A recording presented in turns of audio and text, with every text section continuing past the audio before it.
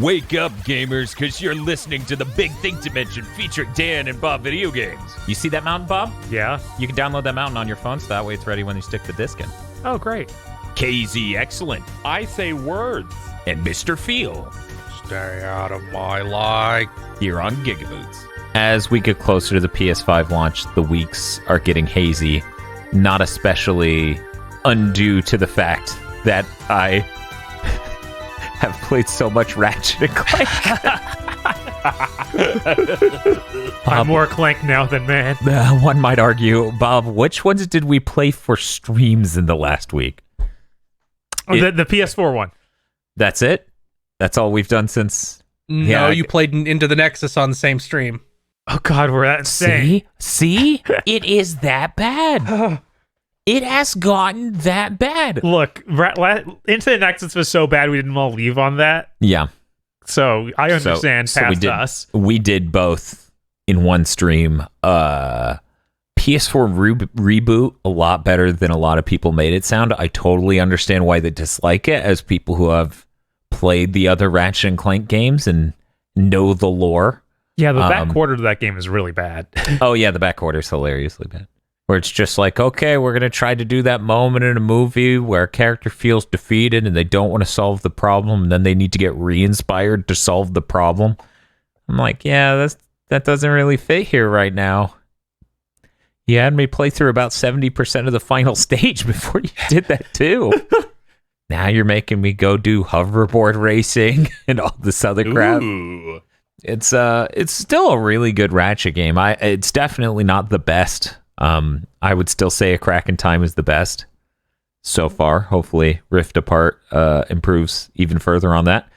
I mean, I looked at that gameplay again. That looks really good. Yeah, it does. It looks like he just has dash boots now. It's so good, man. It's so good. I'm so excited. Into the Nexus is an unforgivable mistake, and I uninstalled it immediately. Yeah, it's really bad. Like, I couldn't even play it for an hour because I tried to go through it after I beat Crack in Time, because you guys streaming it made me want to play it, and I'm like, this is so bad. Like, this is just direly bad. That game is so bad that I found speedruns where they break the game and speedrun in, 23 minutes? Mm-hmm. And it's not even worth engaging with for that long, so I didn't even try it. I just uninstalled the fucking game. What a bad game. It runs like crap. It has a terrible story. It relies on so many tired tropes that really don't work with it. Like when you have a villain prove how awesome they are by owning someone from the established cast. Problem, they own 2 geriatric robots. So they kill... It's like if we're watching a Dragon Ball movie and the bad guy shows up and just breaks Yamcha's neck. No, it's worse than that, because these aren't even Yamcha tier characters. It feels like... Isn't there a break Oolong's neck? I was going to say Ox King. How do you feel about that? Yeah, No! It's either Ox King or that one mayor who's a tiger or a dog or something. Oh, you talking about the King Furry, which is his Yes. canonical name? Yes, King Furry. It's like if someone showed up and owned Ox King, and King Furry. It's so embarrassing that they try to do that as this is how you know this person's real deal. And I'm like, why are you doing this? And meanwhile, this intro level is the most 7th gen thing. Somehow, Ratchet and Clank Into the Nexus is the only Ratchet game that seems like it's drowning in every stereotype of a 7th gen game. So it runs at 20 frames a second. It has an insanely laborious tutorial / intro level that is really bad and way too long, overstays its welcome. And since the game show's so short, it's about 20% of the game, probably somewhere near that. The game's full of audio logs. Yeah, I forgot. God. Yeah, that was insane. An audio log in a fucking Ratchet and Clank game. This chat was Dan, just like, no. How did this happen? This was the 4th one they made that gen. Yeah.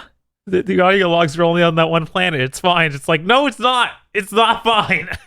It's storytelling. Also, that wasn't necessarily true. Yeah, I don't think it was true. I would never recommend a human being play Into the Nexus. If you don't want to believe us on how bad it is, listener, check this out. Go to the Wikipedia entry for list of Ratchet and Clank games. Go see how they stuck Into the Nexus in the spin-off games categories. Guys, that is the canonical finish to that series of Ratchet and Clank games. It's not a spin-off. It's so bad, the fandom keeps coping by pretending it's a spin-off. It's the fandom is just the frog with the copium gas mascot. Yes. Absolutely. That's the same as my one friend who people would just bring up Mega Man X7 and said they didn't make one of those. They just skipped and went to 8. It's really dire. I would never recommend it. The highlight and lowest point of the stream is for people who don't know, Dan Johnson was a member of Insomniac staff. He worked on the Ratchet and Clank games, and he's passed away sometime around Tools of Destruction around then, and they made a neat little memorial to him in this very bizarre museum. It was like a museum that was all about, here are these things from the Ratchet and Clank series, like these guys you met on this planet, and Alistair Azimuth. Yeah. It's like, why would anyone have a statue of Azimuth? He's not.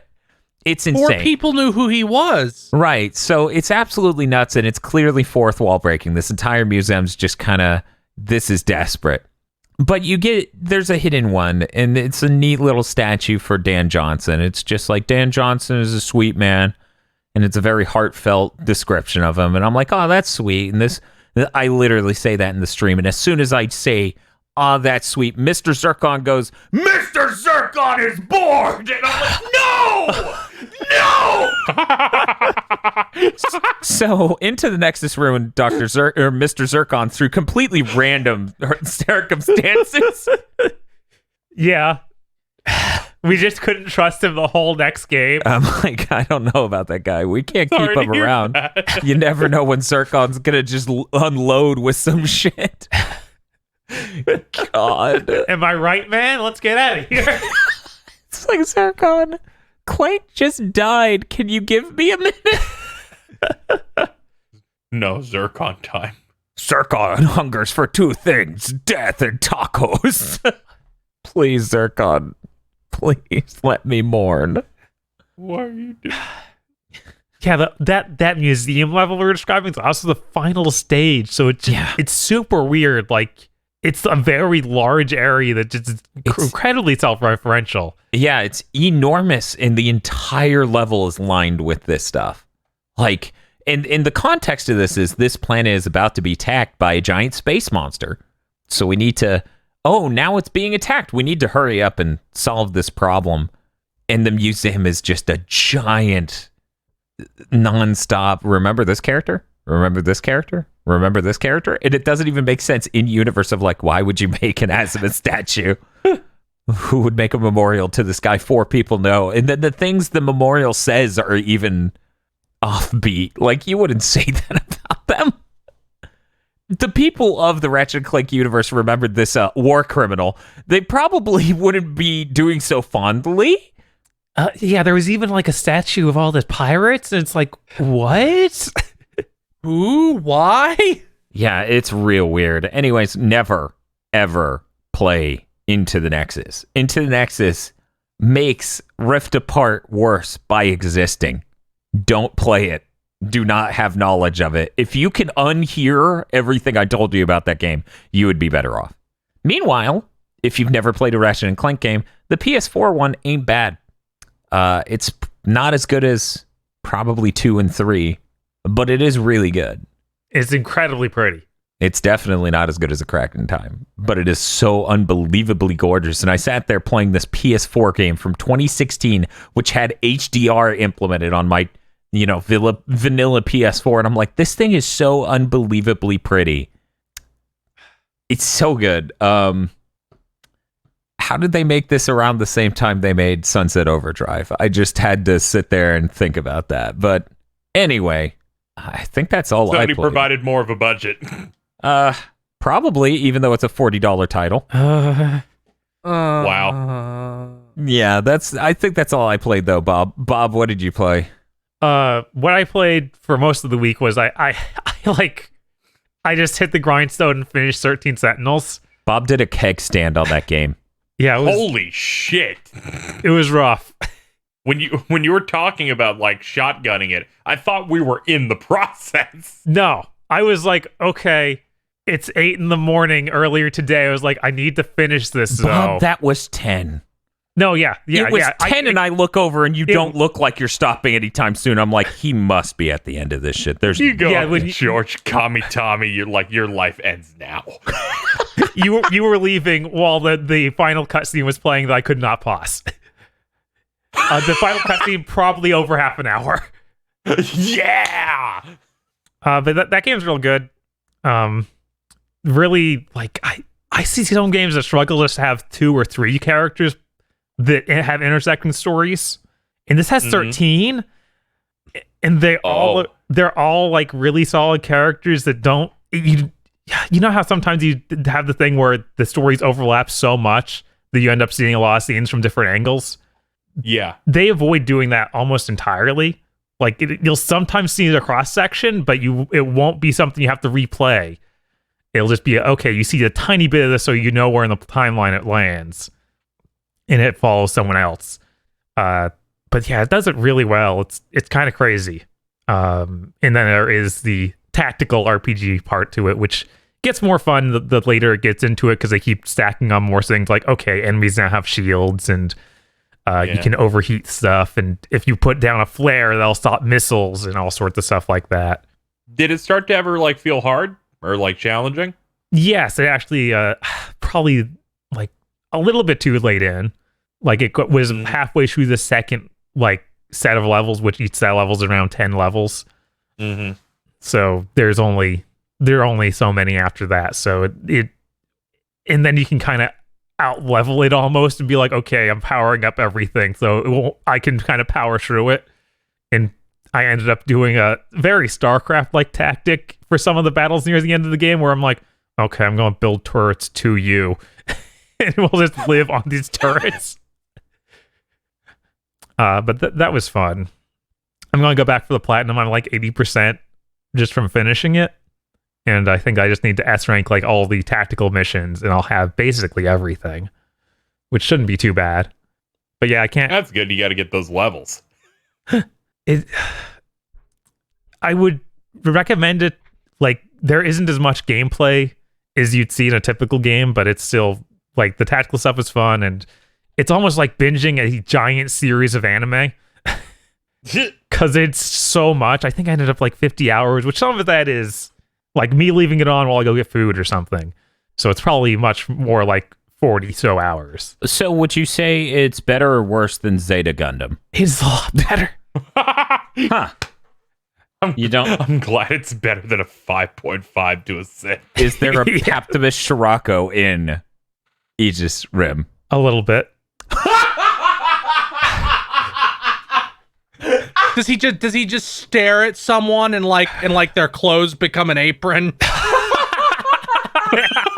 He doesn't have quite that high of effect power, but it's close. What a fucking awful. Fucking his stand as they leave the kitchen, but then they're in the kitchen again. They can never leave. But yeah, as I mentioned, this has every single sci-fi trope you can think of. That's actually so it's kind of insane. Admirable. Yes. But does it have morphogenetic fields? I don't know what those are, so maybe. Okay, good. No one explained them. I know, right? We're safe. I'm kind of. There's no need. Yeah, no, there is no need. I hate you gushing about this because I'm like, I don't have time to play that before the PS5 comes out unless I just do that and nothing else. Yeah, that's why I did this of like, okay, the PS5 is getting close. I can't. There's like 12, 13, 20 different plot threads going on in this game. Mm-hmm. Tons of character names to remember. I do not want to come back to this in 3 months. No way. Like, yeah. That would just be a pain of like, okay. Luckily, there is like a really comprehensive log you unlock so you can go just read everything. And then there's that's- even a timeline section where you can see how the order of all these events. Oh, that's cool. That's kind of like Third Birthday. When you figure out why it's titled that, it's really cool. When you figure out why it's titled Aegis Rim. I'm looking forward to it. I planned on like doing videos of that because at least 15 people asked me when that game was about to come out, so I should probably do that. That probably. Yeah, it would probably Yeah. make sense for one of those. Yeah. And it looked really cool. But I don't have time before PS5, so I'll probably start it once the PS5 is in my home. You're like, okay, well, the PS5's here. I guess I'll play it now. I doubt they patched it with anything. And they're like, we patched in ray tracing. And you're like, what? I was thinking it'd be really cool to see it was HDR. Oh, yeah, for sure. Because they do a ton of stuff where it's just like sun is right against the background, so you see that, and it like has light bleed into everything, and it'd be really cool. So if that My had brain HDR. can't fathom vanillaware HDR. So what you're saying is if this was on the Xbox One, it would be better because the next-gen console would automatically make it HDR.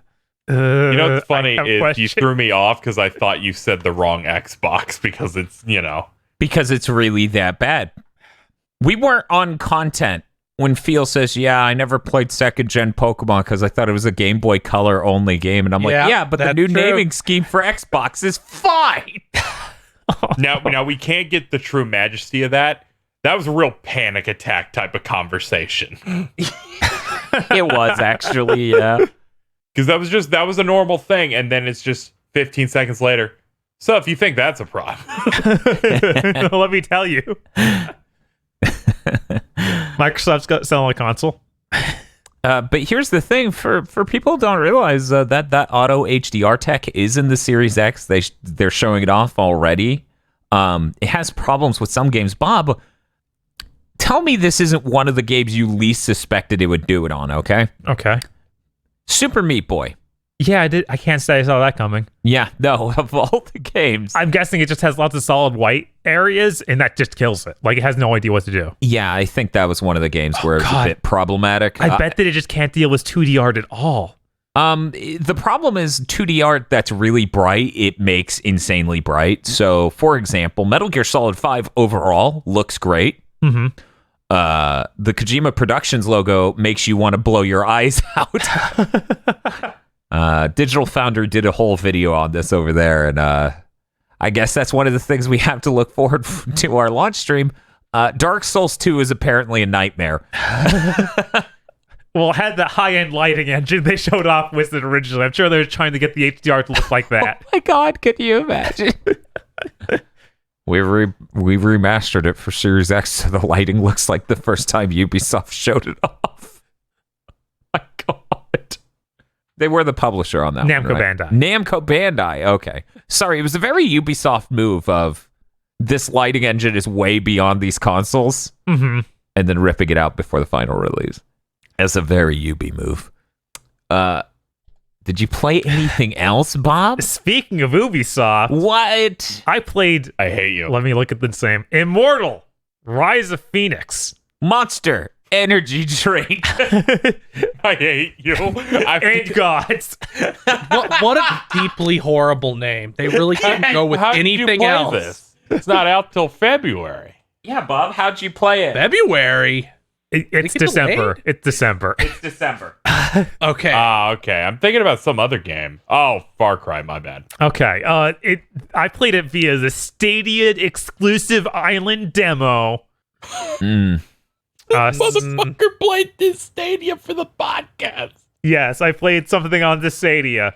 That thing is still miserable. The Stadia, like before we even talk about the game. Oh my god. For people who don't know, we've owned a Stadia since launch. Bob didn't even use the Chrome thing. Of course not. That is even worse. He'll accidentally touch it and brand his skin.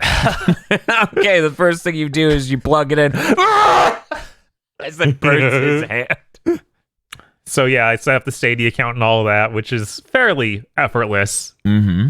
Not as easy as some people might lead you to believe, but it's fairly effortless. How does a Ubisoft game feel on Stadia? it feels like there's like a whole second of input lag. It just immediately, the cursor isn't moving. Why isn't? Oh, there it goes. It's real bad. It also looks just terrible. I was telling down how it looked like it went down to a 360p like YouTube video level of quality. I heard Dan in the background go, I'm all the way over here. You didn't say anything. I could tell it was Stadia somehow. Yeah. But the game seems neat. It's very much a Breath of the Wild knockoff as we kind of saw it. You go around this large island, you have your gliding abilities, you have your standard combo, and then you can do the things where you lift rocks. But strangely, like, you know, the magnet thing in Zelda? Yeah. And how cool it feels and looks, and it's easy to use, and can really place down what you want where you want to place it. Yeah, it feels very intuitive and solid. This feels kind of bad. Oh, okay, cool. So you pick up the thing, and then you hit the pickup button again to just drop it in front of you without seeing like exactly how it's going to fall. Or you can throw it, and it gives you a line, but then she throws it real hard. So it doesn't, like hit there and then bounce somewhere else. So you're telling me it's like you took the magnesis or whatever from Breath of the Wild and filtered it through Surgeon Simulator? A little bit. Okay. So that's not great. But the combat seems neat.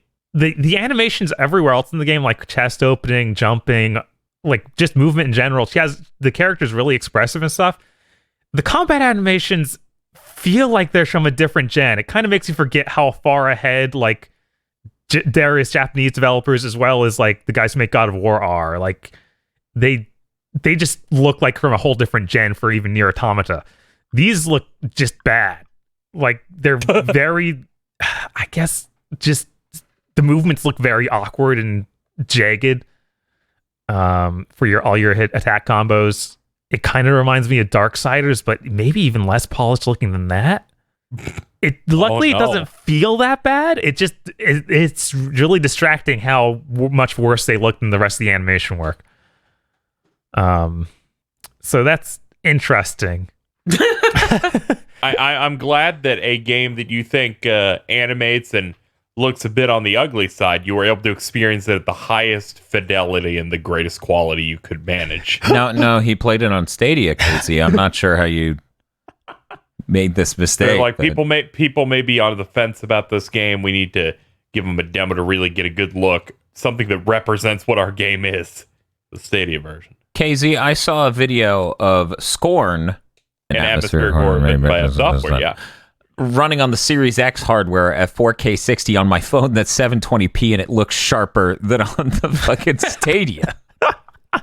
Yeah, I would love to see this game in like really high quality, like something close to 4K and running 60.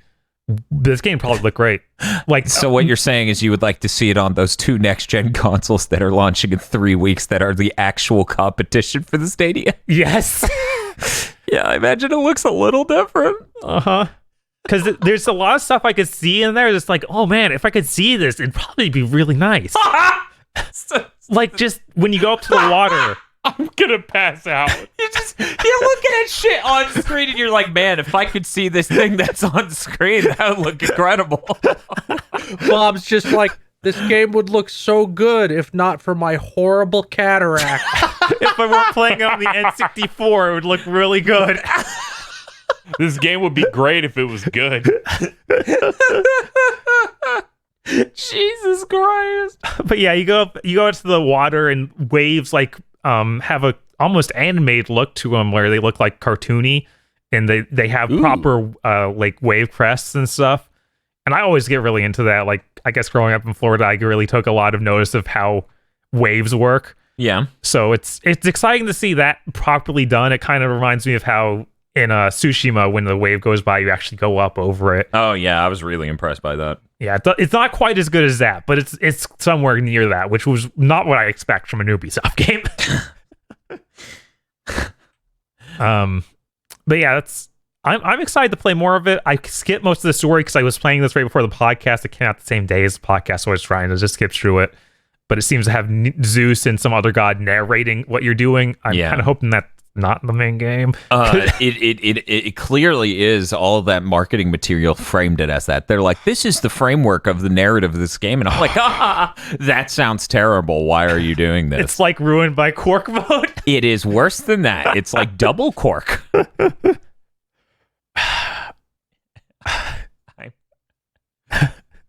Man, that's unfortunate. But yeah, I looked at you playing that game, and I had a pretty similar feeling to you. Mm-hmm. Where I just looked at it and went, man, can't wait to see this running on a real system. Yeah. I'd rather play this on the PS4 vanilla. Definitely. Just having it actually like render a solid resolution at all instead of something that's constantly wavering and never looking good. Right. If I could just get a clean pixel, like one. Yeah, it's really, really noticeable. Like, I hadn't touched Stadia since we did that stream months ago. Like, we need to stress, Bob, you played Xenoblade. You would say this is about that tier of blur, right? It might be blurrier. It is blurrier. Okay, as I said before, Xenoblade is the line. If anything goes below, it's over. I have a better line. Bob, what was blurrier? This or Tools of Destruction? Tools of Destruction, I feel, was slightly blurrier, but that's because it was on the OLED and I had a frame of reference for how it should have looked. Maybe this would have looked that blurry on the OLED. It varies. Because it sometimes looks a little clearer in Tools of Destruction, but sometimes it'll look worse. I don't know. Did Tools of Destruction have macro blocking? Yeah, right? That's a fair point. I thought that in these months it might have gotten a hair better. Just a hair. No. There's I'm gonna the be optimistic guy, and I'm calling you stupid. there's gonna be a rift apart gun that just makes it macro block and break apart like that fucking King of the Hill clip. Do I look like I know what a JPEG is?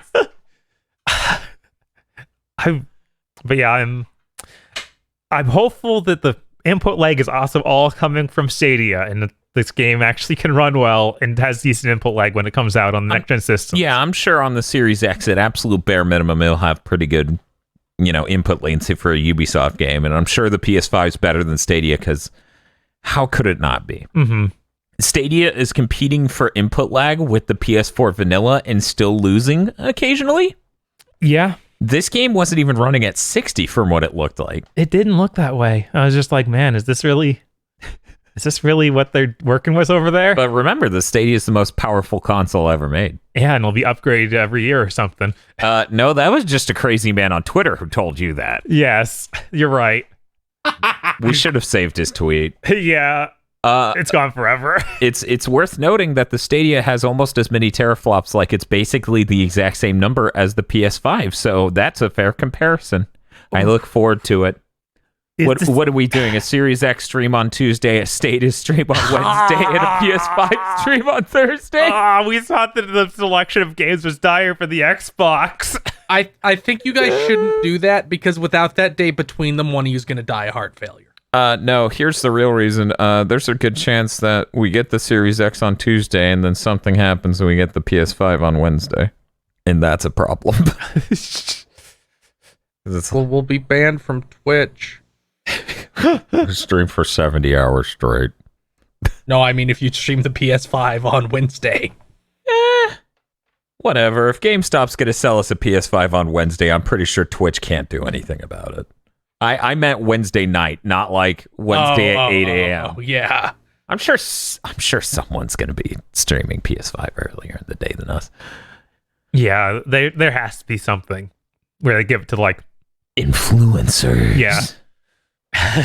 Watch that PS5 Corona stream. Hell yes. Oh yes, man. She's gonna fly through the portals and she's gonna be screaming just the whole time. Yes. I'm excited for your launch stream for the end of November, though. That's gonna be the big one. Yeah. What's that? For the Atari VCS. That shit isn't coming out. Coming out at the end of November. Sure. Even if it is, ain't nobody buying it. I only have limited space in my brain for bullshit retro huckstering, so I don't even remember anything about that other than it's a PC, basically. Yeah, I think that's the one where you would boot up like Netflix or something, and their Netflix isn't an app. It loads up a Chrome browser that goes to Netflix.com. Well, that's all the games I played. No, that's cool. As I said, I was busy with other stuff. I crunched on some content to get ahead. Because, oh my God, there are only 3 weeks left. Yeah. We're going to go to KZ. Hey, KZ, what you been up to? First up, I played the Jackbox Party Pack 7, which came out last week as another set of games. I only played 4 of the 5 because the 5th one is more suited for having people with you, as opposed to just doing it with your chat. But the ones I did play seem all right. The first one is Quiplash 3. I am never going to play that with my audience again. I cannot trust them. What's wrong with Quiplash? The problem is everyone just wants to pick inside jokes between your community, and they never fit what the question is. This is where I pretend I've never had this experience. No way. They never fit the prompt, so I just feel like I'm dying. It took one question, like one prompt, and I went, this will be the one time we're playing this. This will be the one time. I'm sorry. The only way this would work is if I use the feature they have where you can straight up create your own prompts. It's like there, at least, Yeah. I've accepted the darkness I'm in. But the visual style is nice. It's got like some claymation looking stuff going on in it. So like visually it looks neat, and that game's good. With good games comes great responsibility, and no one's responsible in my general vicinity for that one. It happens. Yeah. One of the ones I did want to play with a group, because a couple of times we tried was pretty good. It's called The Devils and the Details, which is a game in which you play as a family of devils inside a house, and your goal is to like get through an entire week, and you have like goals you have to do. And when you go into the app and you're playing it, you have a list of different things you can go do. They're like different jobs. And some of them are solo things you can do, like organizing something in your closet. Some of them are like you need someone else to help you, and it's like set up patio furniture. So then you select to do it, and then it'll appear on their app like, this person, you need to help them. And if you click it, you're teamed with them for that moment. And one of you like reads the directions of something, and then they have to follow it to complete it, and then you get points based on that. It's about doing a bunch of things like that. And since you're a family unit, you're trying to do well, have a nice, strong family bond. They have objectives in there that they consider selfish, where it's not helping anyone, it's just for you. And the idea is that you try to do those when other people are doing other things and are distracted. Because if you do, you get a bunch of points. But if someone catches you doing it, a button will appear so they can stop you. So it becomes this thing of you're trying to sneak into these actions. Like I played as the mother demon, and my option was have an extremely large glass of wine, and it's a mini game in which you just have to pour it and drink it, or go into the closet to scream.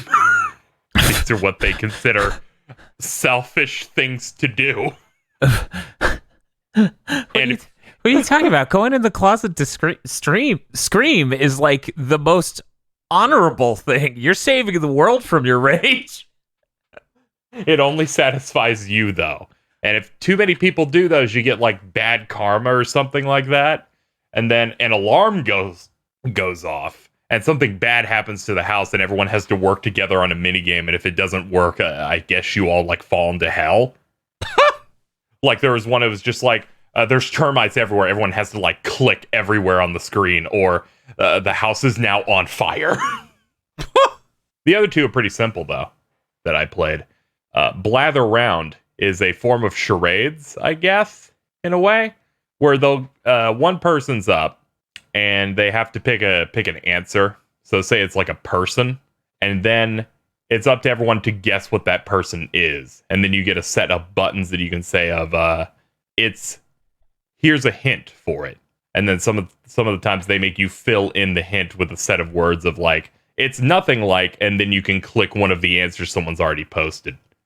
And it just becomes this thing of desperately trying to get people to figure out what it is, and then you get points based on that.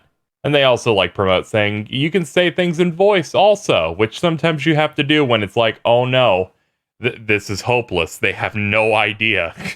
Unless you're smart like me, and I was able to be like, oh, they keep saying that it's close to peanut. George Washington Carver created the peanut, and then I got a bunch of points for guessing correctly. Jesus Christ. Good job. I was very, very happy about that. And they have a drawing game, which I think is their best one yet, Champed Up, in which you are drawing things that are going to be pitted against someone else in a fighting tournament. And they give you a general idea for like the category. And then the second set is they show you someone else's drawing and you size it up and go, draw something that you think could beat it up. And then they don't tell you what the category for that one is. So it ends up being really funny thing. It's like, oh man, these two drawings, but then the category ends up being something ridiculous. So it could be anyone. Anyone could end up winning that. And since it goes for 2 rounds, in the second round, they have like a tag team mode where you're going up against someone with your new drawing, but they give you 2 categories. And after the second category, you could tag out and use your old drawing to see if it somehow fits. But you get more points if you don't do that, because that means your other one actually ends up winning twice. But yeah, I think the set of games they have here have been pretty good. They usually don't miss too often, unless they like overly rely on like submitted comedy things, but they seem to have just been limiting that to like 1 per pack now, which is good. I've actually never looked into Jackbox at launch before. How much is this? 30. Okay. Yeah, they end up being like 30, and then they usually sell bundles of all of them. But yeah, it's definitely, I always recommend these because they're like fun for streams and stuff, and only one person needs to own them if you just want to play it with friends, because you can just share your screen and have people log in and put in the code, because that is the concept for Jackbox games, where one person plays it, anyone can just log in with a room code that appears, including a stream audience of like, I think their limit's like 20,000 or something. Jesus. Yeah. It's like I think it was like after pack 1 they realized that people stream these a decent bit. Yeah. And then they went, okay, let's just go all in on this and try to make the games work for that, and that's helped it quite a bit. But yeah, that's Jackbox Party Pack 7. The other thing that I played this week was the Doom Eternal DLC, which oh my. So I didn't know that was coming out until it unlocked 2 hours later, which didn't you not even know you bought it? I thought I bought it, but it was just the fact that they wouldn't let me buy this. They said I owned the digital deluxe, but I did not own it. So it turns out I did need to buy it. Fucking purchasing things apparently is hard when you forget what you got. Yeah. But I've run into that exact situation before where I'm like, why won't you let me fucking buy? Oh, apparently the edition I bought credited me this, and it's already downloaded. Yeah. This is the Ancient Gods Part 1. I booted it up on Ultraviolence and got started. It opens with a black screen with text that says previously on Doom Eternal, and I was like, oh, they're gonna play a video. No, it's paragraphs of text. How nostalgic. In the most Doom way possible. They're like, all that shit happened in the main game, and it was really cool. But you killed everyone, so now demons are fucking up that one place toward the end of the game to cause even more trouble. You need to go find the Seraphim, which was like the robed dude from your like flashback cutscenes. Casey, before we move on, I need to know, when that scrolling text ended, did it bleed away?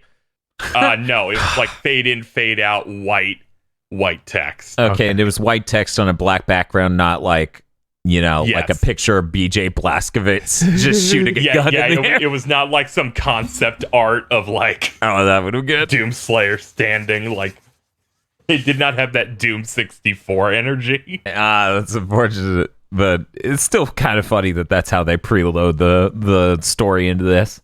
Yeah, you end up they pop you into like this new base. You're hanging out with other humans. One of them is like this socially awkward intern guy who's just bald with glasses. You still have Samuel Hayden in your ear to talking about weird demon shit and lore at you. And this is 3 levels long. I haven't finished it yet. So I feel like they may have decided to make the game feel like it's a Slayer gate the whole time. It feels like they went and said, okay, the main game, what if those memes where it's like, the main game's the tutorial? What if that was real? You know that meme, there is no meme die? That's the energy we're bringing to this entire DLC. The trailer caps off with a moment where 2 portals on the left and right appear and marauders come out. Oh. That's the first level. Oh. Yeah. I knew it was going to be a problem when a cyber mancubus was like in the 3rd fight. And they start going. They've added new enemies, or as I would like to say, they've added new problems to the game. The first one that I encountered was a turret. Now the turret is like that seems normal. It's like it's the base of like a stone torch type thing. A little glowy purple eyeball will like shoot out of it and just stand there and shoot at you. If you get close to it, it disappears. If your crosshair is on it for too long, it disappears. Oh. So it feels like they want you to get out your machine gun and do like the precision bolts to just quickly blast it, and it takes 2 shots and it'll blow up. But they position those in some places to make it a little annoying. Not as bad as the enemy they've introduced, the Spirit, which are blue ghosts that, my understanding, they go inside another enemy and buff them. Where they're a little faster, a lot stronger and durable. Also, from what I can tell, you can't break weak points. I thought they had this in the original game. I could have sworn that there was something like that. There was wasn't there like a stone that would power things up until you found? Oh yeah, the buff totem. Oh, I guess that was it. Yeah, this is a separate thing where it's a blue ghost that goes into them, and they're like, how do we illustrate that this makes them harder? Well, the first thing you fight that's possessed is a fucking Baron, the big giant red guys with the fucking fire insides, and you kill it, and then the ghost comes out, and you have to kill that before it gets into another thing. And it's like, what weakness did they pick? And it's like the plasma rifle's a microwave beam that you did not use, where you have to like hold the beam on the thing while the meter fills and then it explodes. So yeah, I'm not a big fan of that thing at all. It's terrifying. They just keep going. It really has the last level of Doom Eternal's vibe of just some of these rooms are long. They throw a decent amount of waves at you that I dropped down the difficulty. I was like, I don't need to do this on ultra violence. I'm gonna die in like 4 hits, and it takes me like 10 minutes to clear this one of these rooms, because some of them are extended and they throw basically the whole roster at you sometimes. The levels are nice. Of the 2 that I've made it to so far, they have like relatively unique locales. Like the first one's like a military lab installation like the other ones, but it's like above water. So there's actually some diving sections and some underwater. That's dope. Stuff. Yeah, like you're swimming through it, and I saw like a shark pass me, and I don't know if you can fight it or not, or it can like attack you, but I saw it, and I was like, no, we're not today. It just does it like Ratchet and Clank, 1 gulp, you're dead. Yes. I'm willing to actually believe that could be a thing. But yeah, you journey through that, and that was pretty good. It has all the stuff from before. There are actual Slayer gates in the DLC. The hell do they unlock? They unlock new, I think they were called runes. Those are like your little power-up things that you could choose. Yes. They now have a new passive rune slot, and there are 3 of them in this DLC that you can pick from, but there's only like 1 slot, so you can only pick one of them. And there's one that's like, when your health is low, your blood punch does double damage and like hits in a bigger area. There's another one, this is the one that I picked, which is if you break a weak point, it explodes. So it does like a big concussive blast. And I forget what the third one does, but you can pick those up from around the level or by doing Slayer gates. I imagine there's like maybe one more gate, maybe in the third level. And that's been neat. The second level's pretty dope because it's supposed to be like actual hell, but it's like a swamp hell, so it actually has a completely different atmosphere because it's a lot. So it's Florida. It's darker, so it has a completely different vibe than any level in the main game. They brought back that fucking ghost dog that's like in one level in Eternal, and it's your guide for a section where it runs and it creates a green circle around, like a green sphere, and everything around you hurts you, and you have to be in it. So it's like Final Fantasy Crystal Chronicles. Oh. We really are in Florida. Yeah, and you run through, and it's like maybe you're running with it for maybe 10 seconds. And then it hits a torch, it jumps into it, creates that dome, and then that's like a combat room. And then enemies start running into it, and you go through that. So it's an interesting approach for a section. And this one seems to be more focused on, it's a central hub with 3 different paths. Just go through them and figure some stuff out. But, yeah, overall, it's been great. It feels as if the game didn't end because the story picks up directly from it and continues like the story and the lore and stuff. And it seems really interesting. Do you still have to worry about how long the Icon of Sin is on Earth? Samuel Hayden is continuing to be the most cracked out guy. He is my favorite character that they probably rewrote. It's really funny just thinking about what he was in that first game and seeing what the fuck they keep. Yeah. Oh, I'm excited. It's starting to get weird.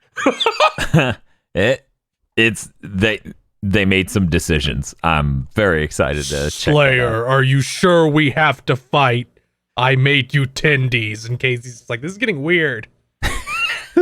Slayer, I he has love some you. line like right at the beginning. He's like, "I will remain at your side as always, giving you the help you need." You kind of fucked me last time. Yeah, I know. It's just like, what are you fucking talking about, dude? We need you now more than ever. It's like, didn't you try to fuck me? The fucking the intern guy who also does voice comms with you is like, "Hey, I see you're over there. Mr. Hayden didn't say you were supposed to go over there." That's it. That's the whole line. It just moves on because it's just like fucking Doomslayer ain't gonna say anything. I'm still finding it complicated to figure out when and what I'm gonna play this on. Like, I don't know when I'm gonna play this. Like, they haven't announced when that next gen patch is showing up. Maybe it won't even show up on PS4 and on PS5 now. Oh, because of the Bethesda buyout? That'd be real bad. That would be real mad. That would be real mad. But I'm like, what if they don't even get the second part of this DLC? Well, they already sold that, so that they have to give it to people. Yeah, they have. But like the next gen thing, what if it's just like, no, you get it next year in Christmas? You know, last week I would have been like, feel that's unreasonable. They said some statements that reflects they'll let Bethesda hold up their deals and just do what they want. But we have a great interview with Phil Spencer to talk about later. Yeah. It's nice when you get a DLC that just kind of feels like it's picking up on the exact things you actually wanted to know from like a story standpoint, and it assumes you beat the game because it is ramping up the difficulty past that. It's the Planet of the Apes 2 of DLCs. Yes. Good. How brave. What? It takes place 2 minutes later. Oh, the main difference is nobody wanted what was in that. That is the joke like, here. You know, that's also how The Last Jedi worked. God. Yeah, they really pushed that. It's like it's picking up right after. It didn't really feel like it though. It didn't, but that's what they said. A lot of things they say Finn don't still in a really. coma rape at part the end of that movie. Yeah, there's a lot that doesn't really flow well between Force Awakens and The Last Jedi. Don't worry, Doom Eternal is in both in main game and DLC is nothing like The Last Jedi. Oh, that's good. That delightful. Well, yeah, Hillary Clinton isn't well, actually. Con maker. Okay, so Anyway, did you play I can't fucking get to that. But yeah, I definitely recommend it. The best choice they made is making it a separate thing you do in the menu, because when you boot it up, you realize, oh, they just made all my weapons maxed out. Like you have all the alternate versions with their best like power up. So you have the super shotgun has the fiery chain hook, and your machine gun with the rockets, like you can hold it and just shoot unlimited mini rockets. That's really good. Yeah, you'll need it. I look forward to playing that, and also playing some of the base game again so I can remember how to play it. Yes, I made a big fucking mistake starting the DLC on ultra fucking violent. Just fucking de-rusting. It's like, it won't stop. Two Marauders. KZ's at the top of a fucking half pipe. He's like, helmets are for cucks, and then immediately goes down and splits open his head. I posted a picture of the 2 Marauders coming at me, and just Axel going, 2. Every reply was, he doesn't know. Oh no. Yes. What don't you know? Yeah, I don't know what I know, but I don't want to know it. That's me though. That's all I've got. Okay. Mr. Feel? I played stuff other than Genshin Impact this week. Oh, that's probably an improvement, yeah. Do you no longer have a problem? Oh no, I still have a problem. I still played a bunch of Genshin Impact. Just real quick, before you go into what else you played, this is how bad Genshin Impact is. My brother, who was a giant WoW addict, who makes excuses for gacha games and other things like that all the time, he comes over, we're hanging out for a few hours, and he just goes, that game's unacceptable. And he breaks down all the different levels of, in order to be good at this, you need to do this. You guarantee a 5-star with 90 rolls. Each roll's $2. Yeah. But to get the banner character as a 5-star, you have to do that twice. Yeah, to be guaranteed to get the banner character, you have to do 180 rolls. So guess what? $360. That's still better than almost every single gacha game. But in order to unlock the skills or what have you, you have to get duplicates of the characters. Yes. Which is relevant for the combat trials because you need to finish them with as much time as possible left. We're getting into min-maxing shit now. And if you're going to min-max in a gacha game, you're spending thousands of dollars. Once again, brother addicted to WoW, server first Death Knight level cap. Or Death Paladin. I don't know. Fuck world first, people. Server first. It's mildly different. Meanwhile, I'm like, I'll have my level go up. I just remember whenever it's like Final Fantasy 14 will do their ultimate raids where they take like old content and they make it impossible for you to like go at it later with higher gear. Like there's a limit. It will always be this hard. And they're like 20-minute fights with insane mechanics in it. And people are like, I got to get world first. And these people are just going at it for like 50 hours. Yeah, that's what he did. Yeah. I will say they really need to fucking do a like a traditional gacha event, because the way every other gacha game works, and presumably Genshin Impact will start working this way, I fucking hope, is it'll be like, here's our event. If you do these things, we'll just give you a shitload of Ascension items. And we don't actually expect you to ever farm for them. And I'm like, Genshin, can you please do that? Because I'm getting fucking tired of fighting these cubes. They're neat, but not when I fight them 8 times a week. It's really weird that right now, unless it changed over the past few days, it's only got one banner to do wishes on. And I know that they started the new one like yesterday. Okay, because there was nothing to use the secondary currency on. It ended like on Sunday, but the new one didn't come until Tuesday. Huh. Yeah, that's got which I think is because of PSN. It might have come instantly on like PC, but yeah, they started the new thing, and I think in December, Klee, they throw bombs. They're actually really cool, but I don't care enough to spend money on them. Or I saw like a YouTube video thing of someone going, I'm thinking about rolling for Klee as a YouTube video. Second one, I spent $2,000 trying to get it. Third video, they're kind of bad. No, they're actually really good. Well, that person also spent $2,000 on a gacha game. I wouldn't say they're smart. Yeah, like they. If you just mash the attack button, they throw bombs, which act like bombs. Explosions have special properties in this game where if something has armor, the explosion just shreds it off of them. Like, no, they're bad. No, they're bad.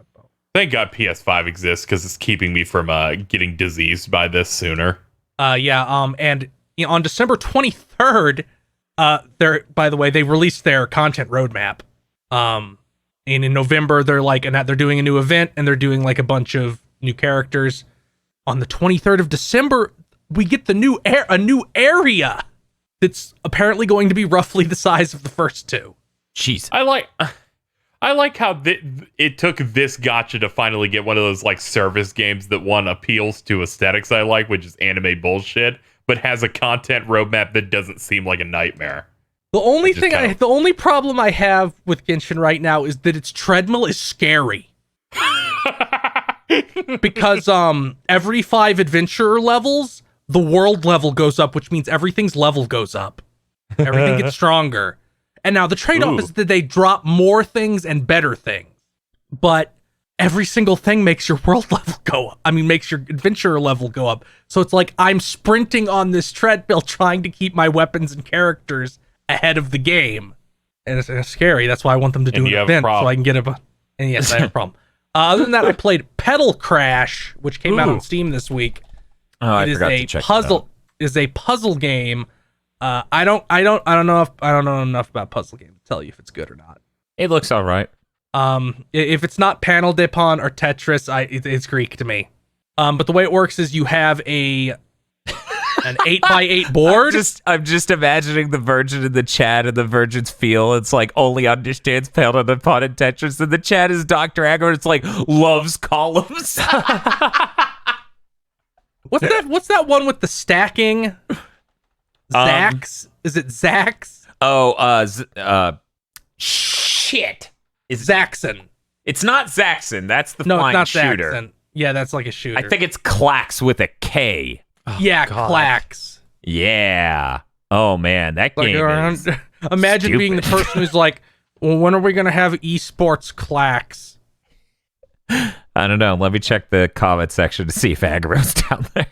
It is the 90s. It is time for Clack. But you have an 8x8 board. You have like 4 or 5 colors.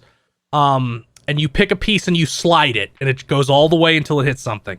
And the way it works is you have to make 2 pieces of the same color crash together to have it to, and then they despawn and send every piece touching that reaction in one of the 4 cardinal directions.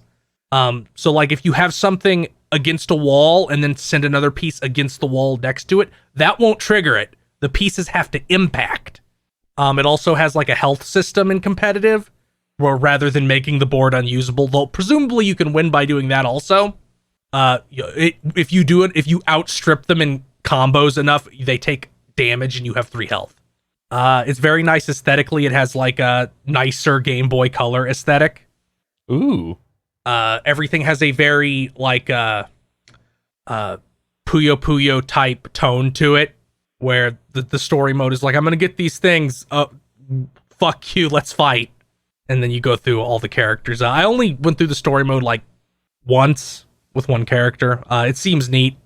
I'll probably play it more at some point. The other thing I played was Prodigal, which is also on Steam and is also a Game Boy Color-esque game. Huh. It has very nice graphics. It is sort of like a fusion between Link's Awakening and The Adventures of Lolo. Ooh. So it's a little bit slower than like a Zelda game, and there's much more puzzle elements. Enemies are in there, but they're, other than bosses, they're kind of rare and not much of a threat. So the basic gist is it has a Zelda format. You do thing, you find dungeon, you go through dungeon. You solve Lolo-esque puzzles. I didn't beat it, haven't beaten it yet. I'm not sure I'm going to beat it because Steam Cloud Saves fucked up my save and I lost an hour, which is 2 dungeons. And that wouldn't be that big a problem. Catastrophic. That wouldn't be that catastrophic if not for the fact the game doesn't really have enough mechanics. Like, if you're playing on a controller, your attack is A. Like, I'll use an Xbox controller as reference here. Attack is A, and then X, Y, and B are your items, but there's only 3. So Like every puzzle revolves around those 3 buttons. So there's a point where it's like, I'm not doing anything different anymore. Like, I just feel like I'm doing the same sort of puzzles over and over. It also starts to implement puzzle elements which I hope are universally hated. I don't know if they actually are, but it's like we went through the puzzle chest to find puzzle mechanics. How about the ice where you slide in a straight line until you hit something? That's a good one, right? Yeah, that's a keeper. It's like, what if we make you push blocks in addition to that? I like pushing blocks. Edge. But yeah, it's neat. It has really great portraits. Like when you talk to a character, every character has a unique portrait. It's only $10. Both of these games I'm talking about were only $10. So if a game has like anything that makes my neurons fire at all, I'm willing to pay $10 for that. And both of these kind of cross that threshold. Plus, the last Pedal Crash has the Baz in it, so yeah, he does. I have not played as him because I have only gone into story mode. That's important shit. Legacy continues. Yeah, no, it's great. The last thing I played was the demo for Double Shake, which is a Kickstarter game that's currently on Kickstarter. I'll put a link that might be in the description. If it's not, you can just search Double Shake Kickstarter. It is a throwback to like PS1 3D platformers, so Tomba, Klonoa, and what's the other one that it very obviously is taking? Mischief Makers. There's a demo for it. I kind of wish they hadn't put out the demo. It's really, really rough. They say it's really rough at the start, to which my argument is that don't put it out then. Like, no offense, but if it's this level of rough, maybe don't put it out. It seems solid enough on a base level. This like doesn't even rise to the level of a vertical slice. This is more like a tech demo. But it's pretty neat. It's already hit its goal. Its goal was only $9,000. They got a lot of work done on it, so I don't think it's going to be one of those cases where the sun tells them to stop working on the game, which is a thing that actually happened once, by the way. Yeah, I'm like, I was gonna ask what's up with that, but then I realized I don't want to know. Is it someone worshiping a sun god or something? Yes, yes. And then they were like, the sun told me I can't finish this game, and then nobody ever heard of them again. And then the moon told me I want my money back. Wow, this is really, really just that N64 game, the Mischief Makers. Like, it seems so close. There's that, like, with the holding on to the things, but there's also Tomba to it, like, when you throw things, it looks exactly like Tomba. It's also apparently going to have the structure of Tomba, which, if you've never played Tomba, is a cross between, like, a Metroidvania and the most unhinged adventure game ever. I've only played a demo of Tomba. I had that exact same demo disc. I've tried to play Tomba 3 times, and I've never gotten further than like the third boss because it's like, what do you want me to do? Oh yeah, that's a good demo disc. That had Tomba, that had Einhander on it. This is literally 95% Mischief Makers. Between her idle animation, all of the textures are directly based on that. It's called Double Shake, whereas her catchphrase is Shake Shake. This is insane. Yeah, look, even we need her that. legs look like fucking Marina's legs, which were Cybot legs. Holy shit. Don't worry all about I have to say is, you know how someone says someone was built different? Not in this case. built the same. Oh my god, this is nuts. If you push the shake button when you're not holding anything, she does like a belly dance. So that's pretty funny.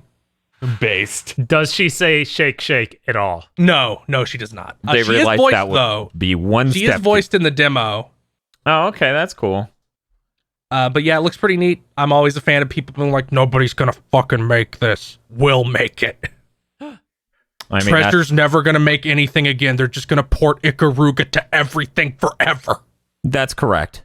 Oh man, I want to play. I want to play Ikaruga with HDR. Then you can probably do that on the Series X. God, imagine it fucks up the colors so bad. You're like, what color am I supposed to be? They look the same now. No, it'll probably be more like, I can see the enemy's bullets because it's blinding. Jesus Christ, this is just straight up Mischief Makers. Jesus. But yeah, I'm gonna give it some money here. I forgot to do so earlier.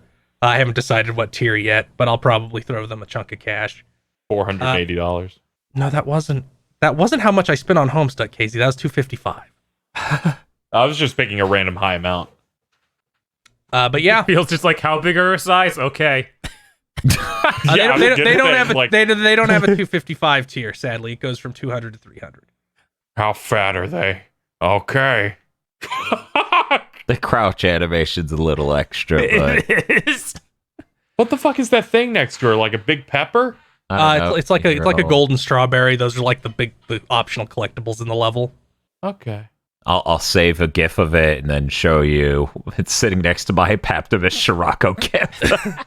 But yeah, it does have it's very obviously Mischief Makers, but like I said, there is the Tomba and Klonoa in it because like you can do the Klonoa thing where you can double jump if you're holding an enemy. There's also soda machines where if you hit them, they'll spew out a bunch of sodas, and you can use that to pick up the soda, shake it, and then when you double jump, it'll shoot you super high into the air, which is how you get to some new areas. It's neat. It's a really basic demo, but I'm excited to play the actual game. And probably they say June 2021, but that's never right. So I'm gonna guess June 2022, based on what I have backed in the past. That's probably more likely. But yeah, Double Shake. It's neat. I liked it. That's all I played. Cool. Before we move on, I want to talk about Immortals one more time. Sure. No. There actually is another thing we needed to cover, but go ahead, Bob. There's a thing you get for your arrows where you can shoot the arrows with a different button, and then it follows the arrow like it's a hat and heavily stored. Oh my god! And I'm just like, why isn't there motion controls? Maybe on PS4. Do they have a cool move where you can shoot an arrow and then you can kick it and it turns into a fucking cartoon? No, not that I saw. Maybe in the full game. It's like, our influences here were Breath of the Wild and Mulan. You can guide it back to yourself, and it unfortunately doesn't do damage. I was really disappointed. I headshot myself, and I was like, come on, man. I clearly tried to do this. That should at least do some comical animation. That would be really good. Bob. Yeah, what's up? We streamed something other than Ratchet and Clank in the last week. I blacked out. What was it? Right. Sega Prototype. It was all the Sega stuff. Oh, man. It was dire. It was. Speaking of things people maybe shouldn't have released. Yeah. So we played Golden Axed, Streets of Kamurocho. What was the other one called, Bob? God. Endless Zone? I think so. Yeah, Endless Zone. I heard you booted up Mighty Number 9. That was an accident, yeah. I still think it's super interesting to get to play something like that, the Golden Axe prototype. Like, It's not actually something that represents any game that's real, but I like seeing things like that that have been pitched and put together. Like, I think that's really cool to see. It was obviously really bad, but whatever. Yeah, apparently the thing was scrapped together in about 2 weeks. Digital Foundry did a stream with 2 of the programmers from the project because apparently this was being headed up by Sega Australia, and then they got shut down shortly thereafter. This was their last bid to get a game made. That stream is somewhat insightful, very long. That prototype is really, really rough, though. Like, it's immediately obvious the thing was made in Unity. It doesn't run right at all. I don't know. I think it's interesting to see. I don't think me playing it was interesting, but yeah. Then we had Streets of Kamurocho. Bob, what did you think of that? For people who don't know, that's the fusion of Yakuza and Streets of Rage 2, specifically the first level of Streets of Rage 2. Yeah, it's really bad. I don't know why they did this. They changed one level into this. They only altered one character. Like, every single one of the free playable characters had the exact same moveset. Yeah, I saw that you can like unlock Ichiban. Yeah, I thought that was neat. I did not look at the gameplay at all. I'm like, this must be great. Did they do the whole game? No. Did you look at the Ichiban sprite? Yeah, every sprite is really bad. every Ichiban's is single one the worst by a mile. I don't know. They all look so hideous. It just blended in. I'm totally with Phil on this. Ichiban's was staggeringly disappointing. Like, compared to the rest of them, I thought the sprite work on Show Ichiban me the was sprites. I'm not going to edit them in, but I need to at least see them make a sound. I don't know, man. You're going to hear typing in the background. But yeah, no. Whatever. For people who don't know, there's literally only one level. It's just the first level of Streets of Rage 2. It loops multiple times. They replaced the enemies with Yakuza enemies, and they replaced Alex 3 times over with different, like, Yakuza Mr. Shakedown characters. in it? They didn't really... No. Oh. No. Here you go. You can go watch that video. That's the video. That No, I'm just gonna. Oh my god, that's all I need to see. Yeah, it's not. He doesn't look great. But yeah. Here's a very clear image, which is just like, wow, that looks like shit. So oh man, the really bizarre part of this is that. Okay, it's Axel. Sorry. Like Axel Foley, right? Yeah. like the Mega Man character. Weird. I can't think of any Mega Man characters named Axel. I guess KZ's crossing some wires. Anyways, I'm sorry. Mega Man X. Nope. Give me. Nope. Anyway, so you reach the end of this first level. I believe Streets of he's Rage in 2. Mega Man X8. I believe he's in that. He's in 7 too, KZ. 7 was the one he said. Yeah. Guys, they stopped making That Mega one Man doesn't X exist. games at 4. Look, Dan, we can't deal with this cope all the time. I'm just gonna keep ignoring those games because anyone who wants a I'm narrative just gonna keep sequel making the to fucking podcast worse by X8. mentioning it. I'm I like how Dan. I like how Dan's like, I don't acknowledge those games. If you say the new operators from those games should go away, I'll cut you. No, I would be okay with that because once again, anyone who wants a sequel narrative-wise to X8 is a psychopath. Yeah, that's true.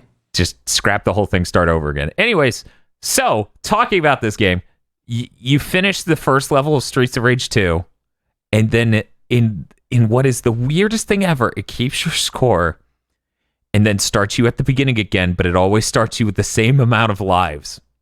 So it's like, it's not even an arcade game in the sense of like, you're going to lose your lives as you keep doing runs and then eventually it'll end. It just keeps restarting you with 3 more lives and making the difficulty a little bit higher. It's so, like, why did you do this? Yeah, no, we kept going. Like, way too many runs on that. Oh, yeah. Nothing was changing. Yeah. It's I don't know why they made this. It's really, really bizarre. Endless Zone, even more bizarre because it doesn't even seem to be a prototype.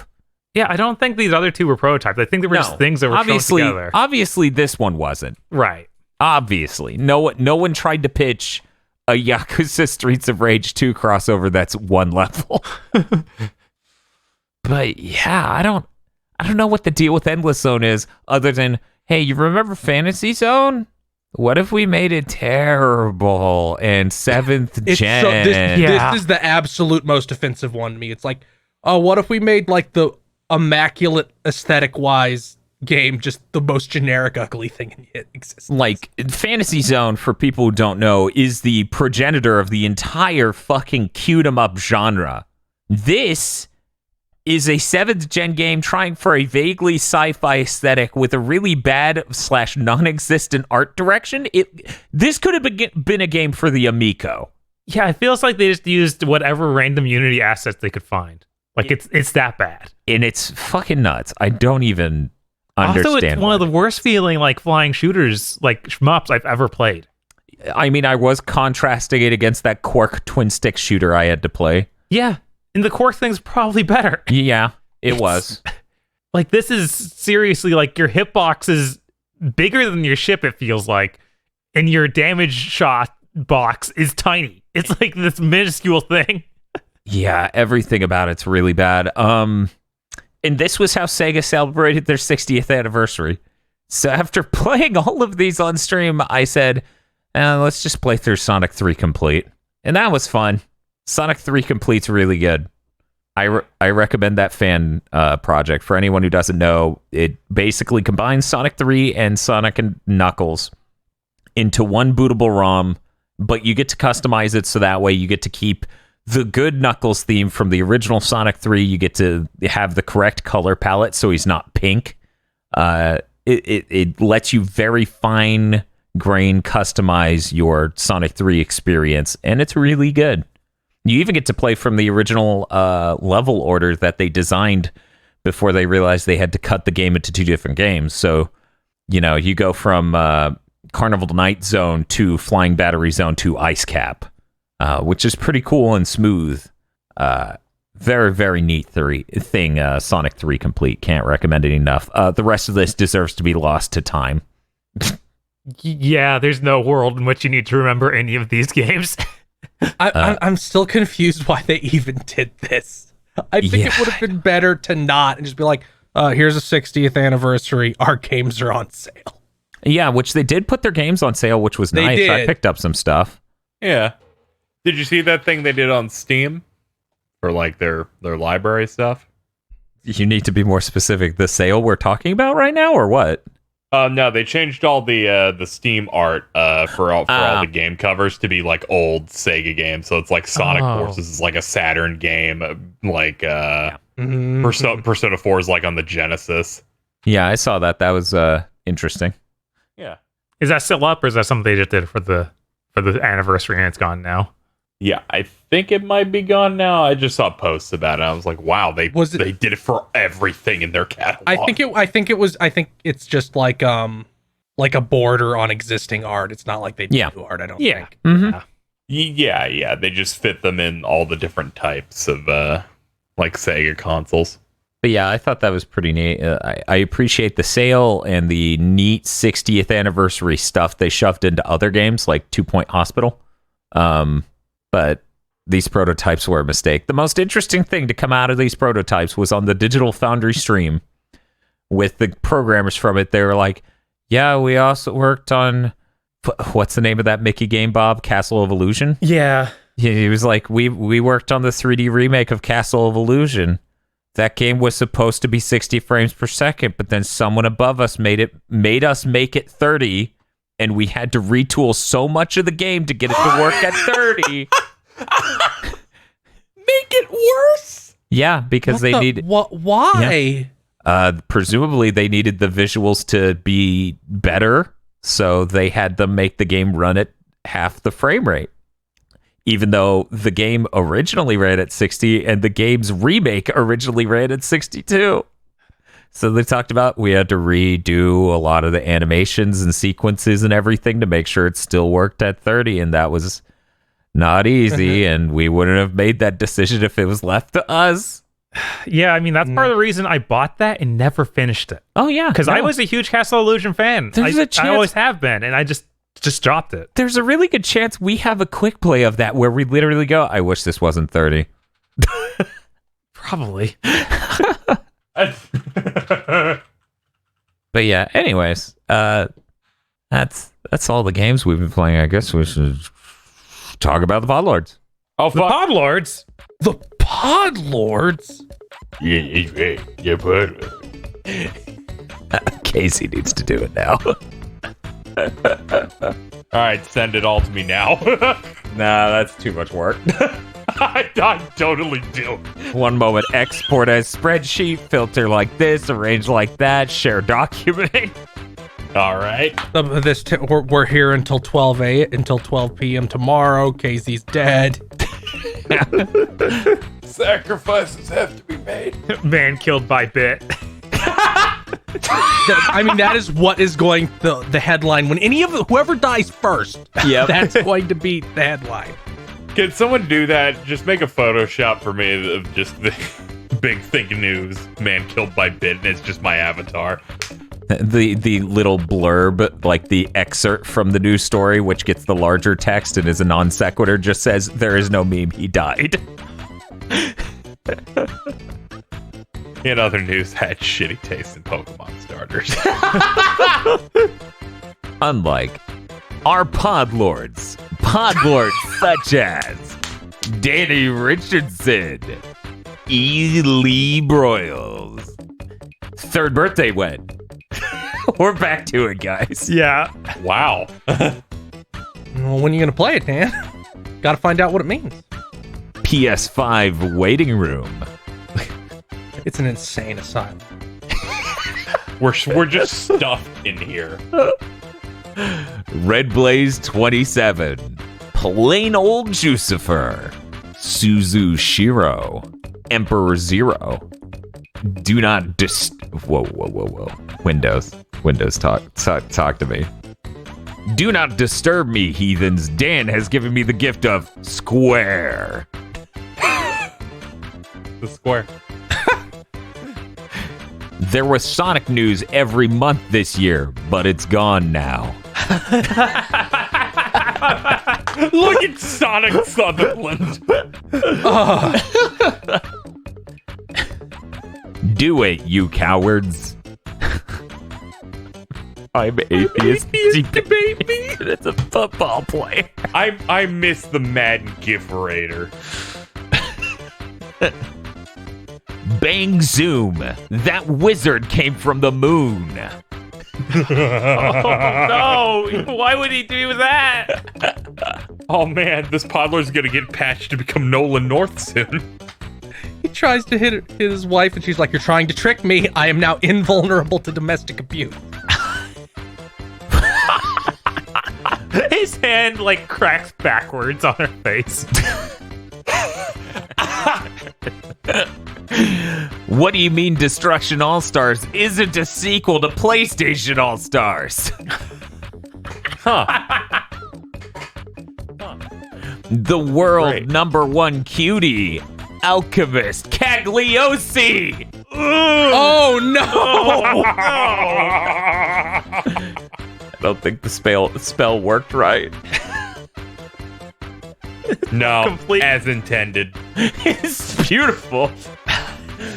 I feel like I should have just been the anime girl face with the teeth from Busey. Nobody do that. Busey, if you're interested in doing like a comeback Bob, next week. they don't need help. They don't need help, Bob. They do not need help. 101 Shades of Wonderful Demastered. This guys, I gotta ask, is that Wii U melting? No, that's just how they look. Oh, okay. True, they do look like that awful leapfrog. At least That's when just they a layer of demaster it, it'll run a little bit more stably on everything that isn't PC. Man, I don't even want to think about that remaster. Oh, I almost call it a demaster. No, it's not running. Yeah, it is. Running great. Maybe on PS5. That isn't going Maybe to on solve the PS5 crashing. that middling game will run better. WTF Spider-Man. Mr. I like slow-cooked spam. Oh. Thanks, Dylan. Oh.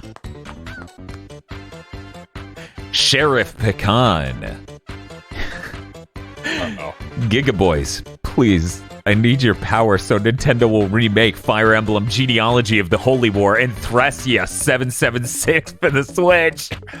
No, they don't need to do that second one. That first one, though, would be pretty cool. Could they add waifus? It's possible. Yes. Oh, no, waifus were already in the first one. That was the one where, like, the second half of the game was the kids. The fifth one is just the one that's brutally difficult and wants you to die. Bob, we need to pay for a license to stream Twisted Metal so that David Jaffe can pay for his commission. Even Jaffe was calling this dude out. We can't even joke about it. Bigger.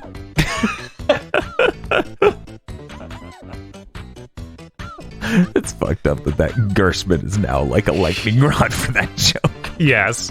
Bigger. Thank you, Mario Party. Muckbine. Uh-oh.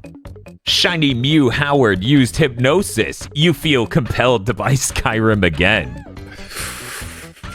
No, Still haven't bought it. not really, because I own it on PC, and I'm certainly not going to play that on anything that isn't a PC. What about your fridge? What about on the Series X where it gets auto-HDR? No, Ah, damn. it doesn't have mods, so it's worthless. Ah, that's true. They'll have their own HD texture pack, which is not stolen from the community, we swear. Santi Kunai couldn't think up a bit this week, so have a Kyrie. KC. This Tonberry hopes you got your shitting pants on. Oh, no. No. Oh. Of course, it's the flesh one again. Yeah, that's always the worst. I'm glad that Negan shows up so often for us. Blessed. And now I just think of that and see when I see Nefarious human form. Oh. Hope you got your shit pants on. Oh my god.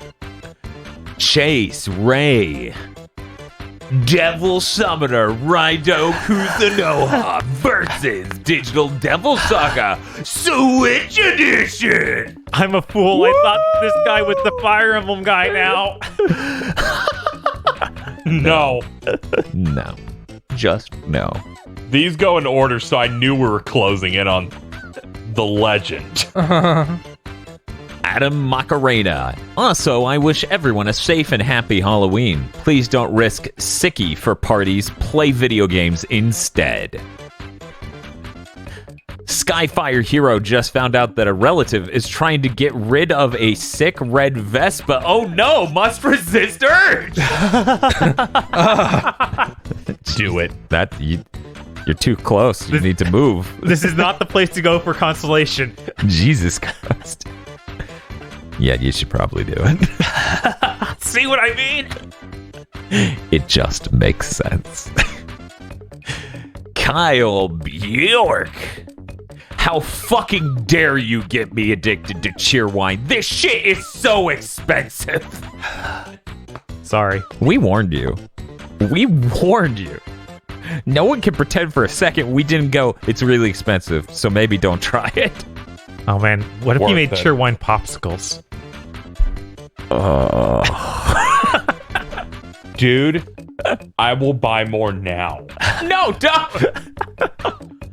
Sorry guys, KZ couldn't afford his rent. He bought a 2-pack of cheerwine. Oh, there goes $180. I'm a really fancy guy. I can afford a PS5 and a pack of cheerwine. Yes, get the monitor. Yeah. Oh my god, we should do that for that stream. You Just a 4-pack of cheerwine in the frame. That's where all my money went. That and my $5 pledge to our own Patreon. Apple Gothic is training attack lawn flamingos for their next test run. Oh, that sounds dangerous. Ooh. Zilter. Hello there. This is for you. Oh. Punished Daniel. I don't really have a bit. Give me some time and I'll find one. Zath. Okay, we'll wait.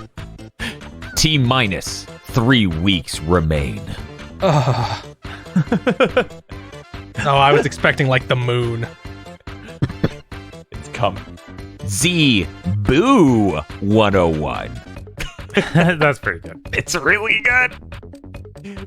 Just so we're clear, Zebo constantly making profile pics that are tails is the equivalent of the weakness the guy who ran AMVL has. Yeah, I know. As soon as we hit like more than one of these, I went, this is fucked up. Dan loves tails. When are we gonna have 70 tails in the Podlord segment? Oh, I guess shit. they're all getting in. This Dan's like, oh, great. This is wonderful until I see Tails who looks normal, except he has Gary Busey's teeth on. no! So is it Mummy Tails or is it Ray Ayanami Tails? I feel like it's mummy tails, Bob. There's nothing spooky about Ava. It's just sad. Podlord, just know I think about your name way too often. Every day. Cromdo Face! Cromdo Face. I'm Cromdo Face. So is that actually a Bugsnax character? Yeah, hanging out right next to Clumby Clumbernut. Because I saw someone just completely unrelated to the channel at all tweeting Cromdo Face and related to that game. Oh my god, help. And I freaked out because like it was the Geocortsy, I think. What does it mean? Oh my god, Cromdo Face is this character from Bugsnax. Losing it. That name's perfect. They say you can't make a perfect name for a character. They were wrong. Really fucked up. You would have the name Cromdo Face for your Podlord, but then not just use this picture of Cromdo Face. Like it's too perfect. Look at this motherfucker. Oh my god! What? Yeah, I freaked out a little bit. I was like, surely that isn't just a bit we do.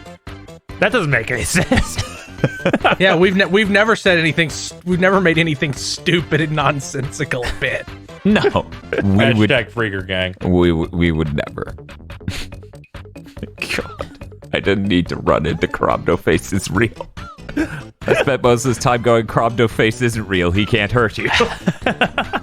I'm gonna have to go through a whole game. That one Podlord derailed the shit out of this. Yes. I'm gonna have to go through that whole game dealing with Cromdo Face. Remy reveals himself after controlling Sora through Kingdom Hearts 4. That's fucked up. Why is he green? I don't like that. Craig Goss. I am training for Cyberpunk. Is this good? Yes. Yeah, get real strong so you can plug yourself in.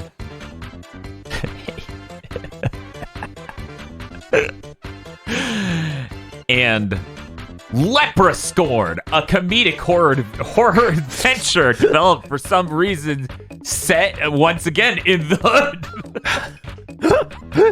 Thank you very much to our Podlords.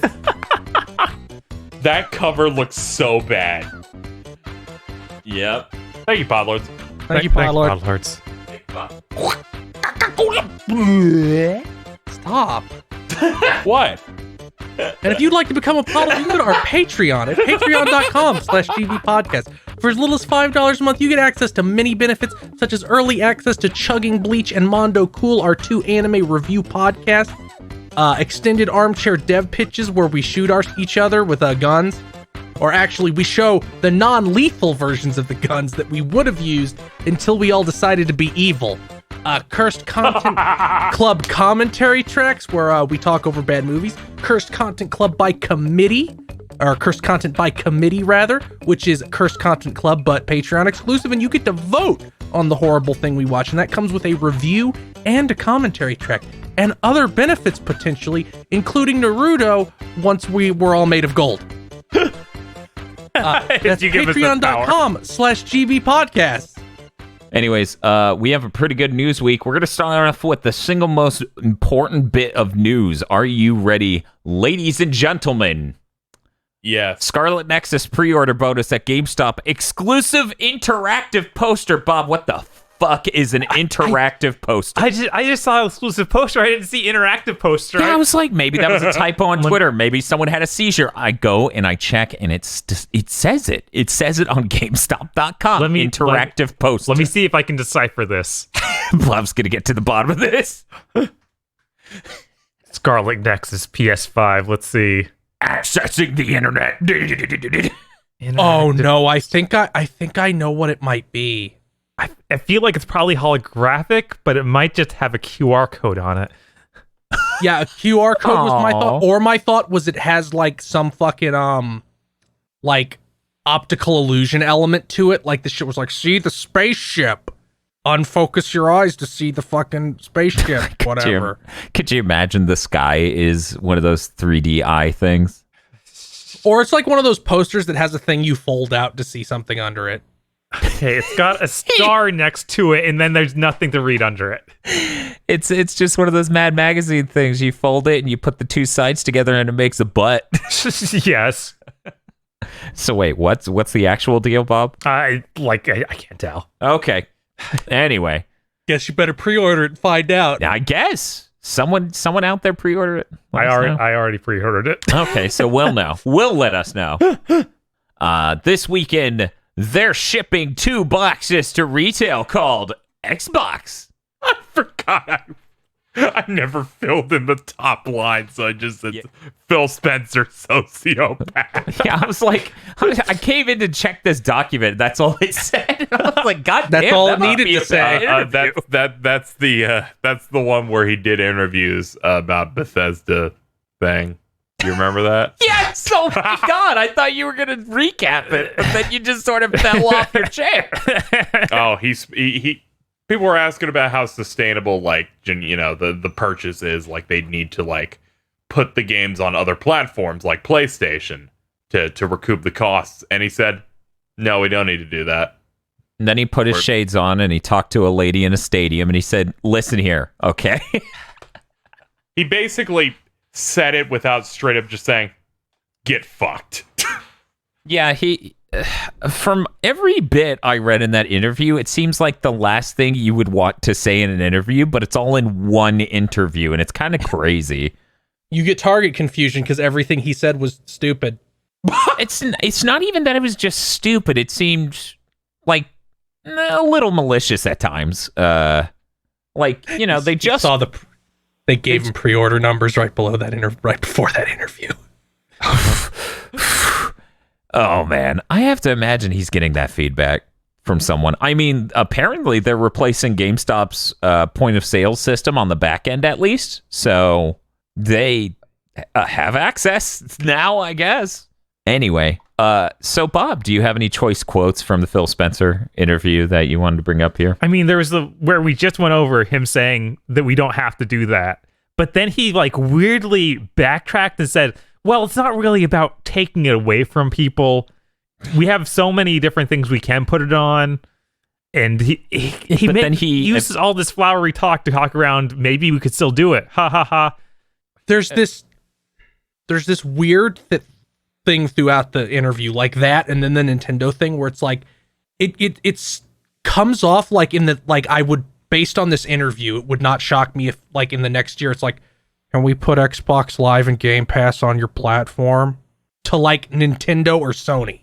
Yeah, it sounds like they already tried that and then they said no. Because one of the things he said in this interview is there's no point in us putting an Xbox game out on a platform that isn't Xbox because it doesn't have our services. It's like, what do you think that means? Like, you think a PlayStation gamer needs Xbox Live on their Minecraft? Yeah, like, they want people to buy Xbox Live and Game Pass on these other platforms, and it's like nobody's gonna sign up for that. Like, that doesn't make that's their plan. They're like, if you don't let us put those things on there, you don't get our video game. But they just released a video game on Nintendo Switch 2 months ago at most. Yeah, that wasn't 2 months. Yeah, he said something like it's a special case, and going forward, I don't know if we'll be able to ever do that again. Yeah, we press the button where it doesn't work no more. He keeps like, having this weird tone of he can't control it, and it's like, what? Yeah, he does talk like a person with an alcoholism problem, because like he talks about he talks about what his company is doing that he allegedly has full control of as though it's the third person. He acts like a dude published that without his consent, or the last guy did. It's so weird. This whole interview and tone he takes with that specific aspect of Xbox right now is real weird. Really, really weird. It's just really funny because, they just came off of saying, well, we're going to let Bethesda do their own thing. And then this interview is him going, yeah, we're probably, we don't have to ship Bethesda things on other platforms. It's like, well, that's not really... It comes off as the first thing was a knee-jerk reaction of, we have plenty of money. What are you talking about? Yeah, it feels like it's almost like a weird cope. So like when Starfield comes out on PS5, it's like, it's not because we need money, it's because we're nice. Be thankful. Like it come like that's how it came off to me. I can see that, yeah. Okay. Like, it's more of a question of just, like, do you need to put it onto this platform to recoup the costs? And they're like, no, we don't need to do that. Yeah, we have no plans of recouping costs. Yes, that. Yeah. But this whole interview, it had, like, the weird... It felt like the beginning of the establishment of an escape clause. Okay, continue. Like... we want to put Xbox Live and Game Pass on these other platforms to support these games we own, and we don't need to put things on other platforms. We really our games really need this shit to support. It's just like it feels like not that they intend to drop out of consoles and become like just a game publisher with a weird subscription service, but that they're setting that up as their escape parachute in case things are real fucking rough after these consoles launch. As far as all numbers look right now, And Things are going to be real rough. things look rougher than they did with the Xbox One. I think this is why a lot of the Xbox hardcore fans are on edge, Matt. which is the nicest. That's the nicest way I can put it. They all seem very, very argumentative and on edge. So I don't know if that's exactly what they're aiming for. All I'm going to say is if they stop being a console owner, if they stop being one of the big three, Game Pass makes a lot less sense. Because Game Pass mostly makes sense as a Xbox exists sort of thing. But yeah, anyway. I bet if they could get that on every console, that would be what they would want to do instead of having a console of their own. For sure, but that's not fucking happening. I know. But it could be just their games at that point. The chance maybe on like the Atari VCS. Sure. I could see Game Pass. Yeah, Game Pass. I feel not like live. because I feel like Microsoft and not Microsoft, Sony and Nintendo would be like, okay, fucking whatever. We let that EA shit on the platform. So here's the thing. I don't see Sony doing it because they're Sony. They didn't even want crossplay. Yeah, they're not. They didn't even want the EA thing for a long time. Yeah, they fought that for quite a while. So Sony won't do it because of that. Nintendo won't do it because I swear to God, their system has no way of managing a subscription. What if Microsoft is like, we'll take over your online service for you? I think Nintendo would not want that to happen. Microsoft makes I feel like it. UI. I feel like Microsoft running their online services might be better. KZ says Microsoft makes the Switch's UI, and I go, well, that explains why it's not full res. Oh yeah, I was gonna make a joke that it suddenly becomes 540p. Well, it's already 720p in a 1080p age. Yeah. Another interesting thing he says. Sure. Some games load faster on the Series S than the Series X. I don't care if this is true. Never say this. What were you thinking? Sometimes our cheap performance, like affordable console, does way better than our high-end option that's $500. Yeah, that's fair. That's fair. Probably Get shouldn't. it out, please. This interview keeps going, KZ. I would like to, just to explain it to people who are probably really fucking confused. They have the same quality of SSD in both, and the Series S has way less RAM. So, as such, of course, games are going to be able to fill that RAM faster with lower quality assets because you're running a lower quality version of the game. It's not just lower res. Is there anything else you wanted to hit up before we go, Bob? I'm still looking through this because it's been a while since I looked at it. I'm going to move on. And if you find something good, we can definitely bring it up and come back. Sure. Halo Master Chief Collection is getting a next-gen upgrade. It's going to be really solid. It's upgrading all the games to 4K 120 frames per second, apparently. Good, and it's going to that's land good. 1 week after the Series X launches. Not ideal, but that's perfectly acceptable. Yeah, that seems strange. No, that's if it's that close. Yeah, it's really unfortunate they couldn't get their shit together and get that in there in time for launch, but it is great, and I was extremely excited until I realized our fandom does not own Xboxes, and since they still haven't put in crossplay, I can't play that version with the PC people. I was fucking excited until I realized that, It's yesterday. Fine. It's fine. I'm getting a Series X, as you know. I own the Master Chief Collection. Uh-huh. We could play together. It'll be great. Yeah, no, I plan on playing that version, but I'll probably wait until crossplay comes out so we can fill a fucking lobby. How do they still not have crossplay? That's embarrassing. They only added it to their roadmap 2 months ago. We covered that on Big Think. Really weird. Yeah, that's bizarre. Oh yeah, I remember when I bought it and Googled it, and it was like, well, it's complicated. I clicked the article. Oh my god, yeah. It had the tone of, these are unprecedented times. Like, no, this isn't esoteric. Tell me the fucking answer. But yeah, so that's going to get added to it, and I'm very excited for that because I would love to play that game at 4K 120. In fact, 120 frames per second is so important for me. I play at 1080p 120 currently because my video card on my PC can't output 4K 120.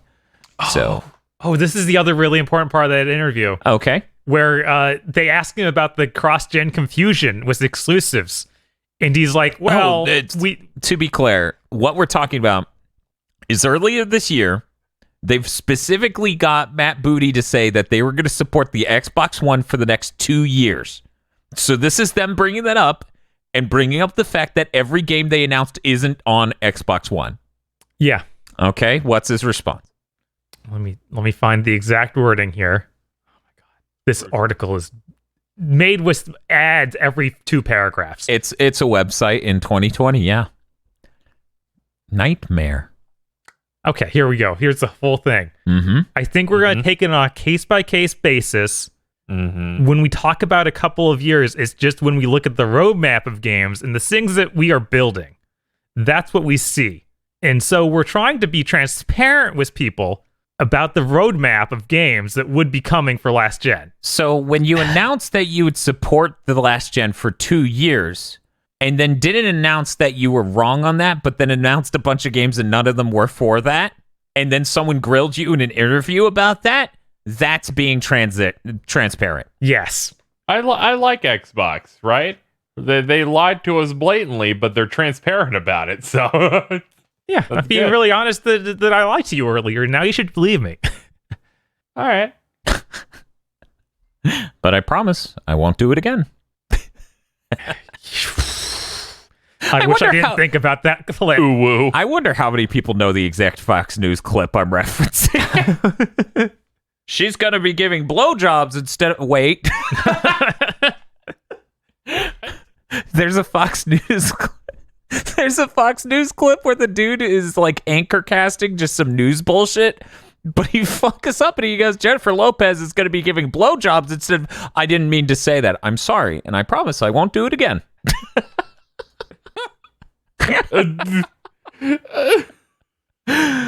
Casey's bleeding. Let's talk about objectively good news, Gears. Yeah, no, Gears 5 is really exciting. They're doing an update for the Series X, and it's really... It's day one, right? Yeah, yes. Okay. Yeah. We finally got a win. This is already implemented. Oh, great. So the Series X update, of course, is making the graphics better like they talked about earlier this year, and the multiplayer's running at 120 frames per second. But this major advantage, it's going to reduce the latency by a shitload, actually, which is really great. I have it in front of me here. The campaign, 36% versus 57%. That's insane. That's such a ridiculous reduction in latency. Looking at the numbers, which I'm trying to pull up the exact tweet where they announced that chart. There we go. I got it. Graph here. I got it now. Okay, cool. Cool.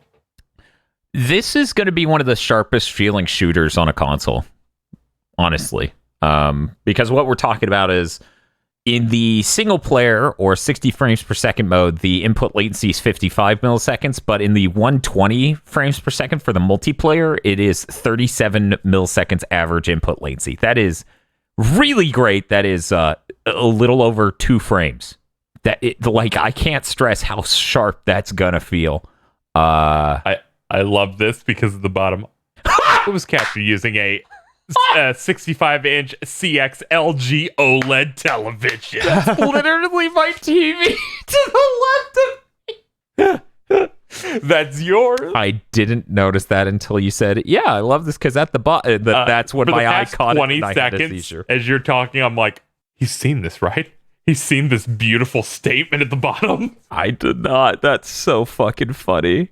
That is so fucking funny. But the single player is still 60 milliseconds input latency, which isn't terrible. Like, that's still pretty sharp. I think that's such a sizable reduction. Most people will immediately pick it up if you hand them the 2 versions. This is really exciting and super good because this is the highlight of our launch stream, a year-old game. It looks gorgeous, it runs well, and it feels better than ever. That's new to you. Yeah, if I haven't played it, it's new to me. I'm sure that a game that feels this good being available on console won't be bad for Stadia at all. Jesus Christ! You did recently retweet that GIF of Stadia input lag where he hits the button, looks away, waits, they jump. Yeah, that was really bad.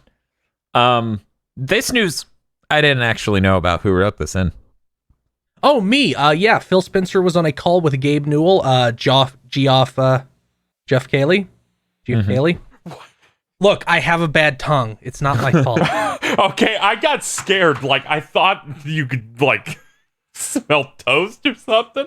Like, I just have a mumble mouth. But yeah, he's like, I'm on a Zoom call with these people. It's big and important, and we don't know. We don't know what it means, if anything. It wasn't just the standard thing Jeff Keighley's been doing every Sunday, where he just talks about the Game Awards on there and invites like 100 people. It wasn't Sunday. I think it was like Monday or Tuesday. Okay. When I put this on. Oh, and maybe it can be like when they were gonna have Half-Life Alyx show up at the Game Awards, and then it got pulled at the last minute. Well, there was an insane, and I stress this, it's insane, an insane rumor that the Series X would be able to run Steam. Yeah, that's absolutely not it. It's absolutely insane, but so was buying Bethesda. So I don't even fucking know anymore. Yeah, the action, yes. I mean, that doesn't seem possible. Yeah, buying Bethesda seems pretty impossible. No, that seems plausible. I like the logistics of making a PC games run on this thing. Yeah. That seems far-fetched. An end user making it run PC games is far-fetched. I could absolutely see Microsoft doing that, but I really hope they don't. That would really blur the line even more. I guess that would be neat for some people. Another reason I don't believe this is because this next console is going to be a Steam box has been like a rumor for 15 years. Or not 15, but at least 10. Like, it pops up every so often. We're going to make there's going to be a Steam console. There's going to be a Steam console. There's going to be a Steam console. Yeah, but like, here's the thing. Most of the times you heard about that, it's because Valve was trying to get that done and then they failed. At this point, I'm not bold enough to say I understand Microsoft's direction they're going, their motives, or how attached to reality they are. They've gone full Silicon Valley. So who knows? I mean, in this interview, they talk about how they definitely want to be in the game industry. They don't have any alternative motives, which is strange thing to bring up, but okay. Yeah, that actually is Their weird. skin starts falling off in chunks. It's because the beginning of last gen was, they're trying to do a TV stuff. Oh, okay. That's why they're bringing it up, really, but it just comes off as bizarre. Why are you guys doing games? Because we are fleshy humans with normal skin faces, and we like the video games. They make us do the mouth thing where our teeth show and happy. Anyway. Player-centric model. Now I'm just imagining like a horrible future where they're like, yes, Steam games will work on Series X. But then now everybody's like, I don't know, the Series X seems like everything crashes on it all the time. Oh my god. Moving on. Kojima Productions. I had an actual prediction that wasn't stupid. Damn it. They might be working with Valve to get their VR shit on the Series X because they don't have anything in their own. And they might have gone, maybe we should have the option. Yeah, they should probably have VR. VR is a really incredible experience. And I wish more people schizophrenic over there. They're like, we're gonna do a VR thing. No, we're not. Oh, maybe we are. No one cares about VR. Oh, now we care about VR. Yeah, you can't predict them. They're a wild animal. I love Susan. Susan's a bitch. God, they're the fucking chance time of the video game industry. God, it sucks. It sucks. Anyway, they fucking randomly rolled and got Bethesda and took all their power stars. They landed on the wrong square. They get sent to hell. Unfortunately, Bethesda only had the black ones that take all your shit and cripple you. Yeah. So, the Gamebryo engine is just a giant negastar. So Kojima Productions is hiring at their Tokyo studio. A new project is underway. They announced a nice little update to say that. I'm like, okay, that's cool. Things are chugging along, and it sounds like this is a video game, not an anime. I want a Kojima anime. I don't. I really don't. I don't want a Kojima anime or a movie. TV series, maybe. Like, long format, 26 episode, we gave this man too much money, maybe. But that's it. I want a Canadian animated series from Kojima. Only acceptable because Scott McNeil, you know? He'll come in and save it. Is this... Wait, one moment. I'm thinking my brain went a different direction at the last second. What if it's just an animated version of Death Stranding? But it's animated version as in, like, 1980s Saturday morning cartoon. So we have Scott McNeil voicing over the guy from Death Stranding, the bad guy. Oh, okay. I thought he would be Sam Bridges. No. Then again, he would do a good Sam Bridges. You're totally right on that. Die Hard, man. No, that's Steve Bloom. Of course. God, yeah. That'd be good. Anyway, we got to get to the other half of the coin, the PS5 news of the week. I'm not reading the sentence you wrote, KZ. You read it. The PS5 fan will be receiving patches. That's the sentence. What they're gonna do is they're taking data based on like how the fan runs based on different games, and then we'll be adjusting them over time because you don't need to go full blast on some games, and they'll figure that out. They're like, we don't even have to spin the fan at all for pedal crash. The power. I mean, that would be hilarious. Yeah, this is cool. Yeah, seems neat. I read this news and I'm like, okay, that makes sense. And I got to go blissful about 3 hours before I heard, yeah, people are taking this news the most insane way possible. Of course. It means it'll overheat. Obviously, they won't overdo it, and this will let them fine-tune it down. I love the concept that it's like, yeah, they need the cloud to be able to tell them what the thermal sensor on a fucking CPU feels like. It's gonna kill itself and then get the update to unkill itself. That's unbelievably stupid. Speaking of unbelievably stupid, I found the origin for that Yakuza 7 being 4K 60 frames per second on the PS5. Like, I found the origin of that rumor. It's a official PlayStation Magazine UK. Those people are chuckle fucks. Don't trust them. Yes, please. Cool. I wouldn't be able to handle it because it also says, yeah, PS4 Pro will have 4K 30 on this game. I'm like, that's what the Series X has. No, that can't be real. I'll die. Yeah, there's absolutely no way. What was it? Alex Battaglia from Digital Foundry replied to me posting that I had found that rumor source, and he says, literally impossible. And then, because it's Twitter in 2020, 12 million Xbox fans crawled into my replies to just post a picture of a crying tiger, to which I went, why are you posting an image of a crying tiger? And then they go, well, there's this guy on Twitter named Tiger, and he tried to own us about this, and he's wrong, so we posted a picture of a crying tiger in your fucking replies. And I'm like, why are you doing this?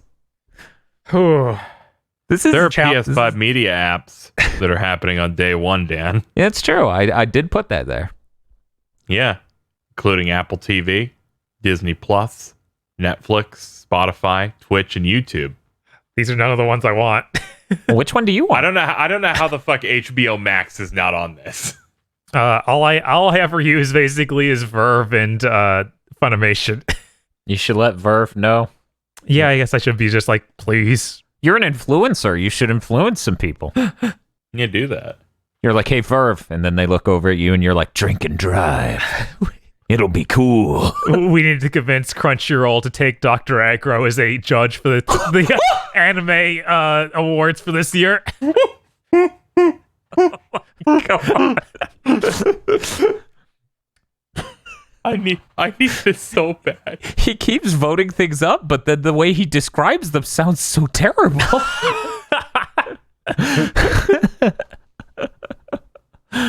Oh man.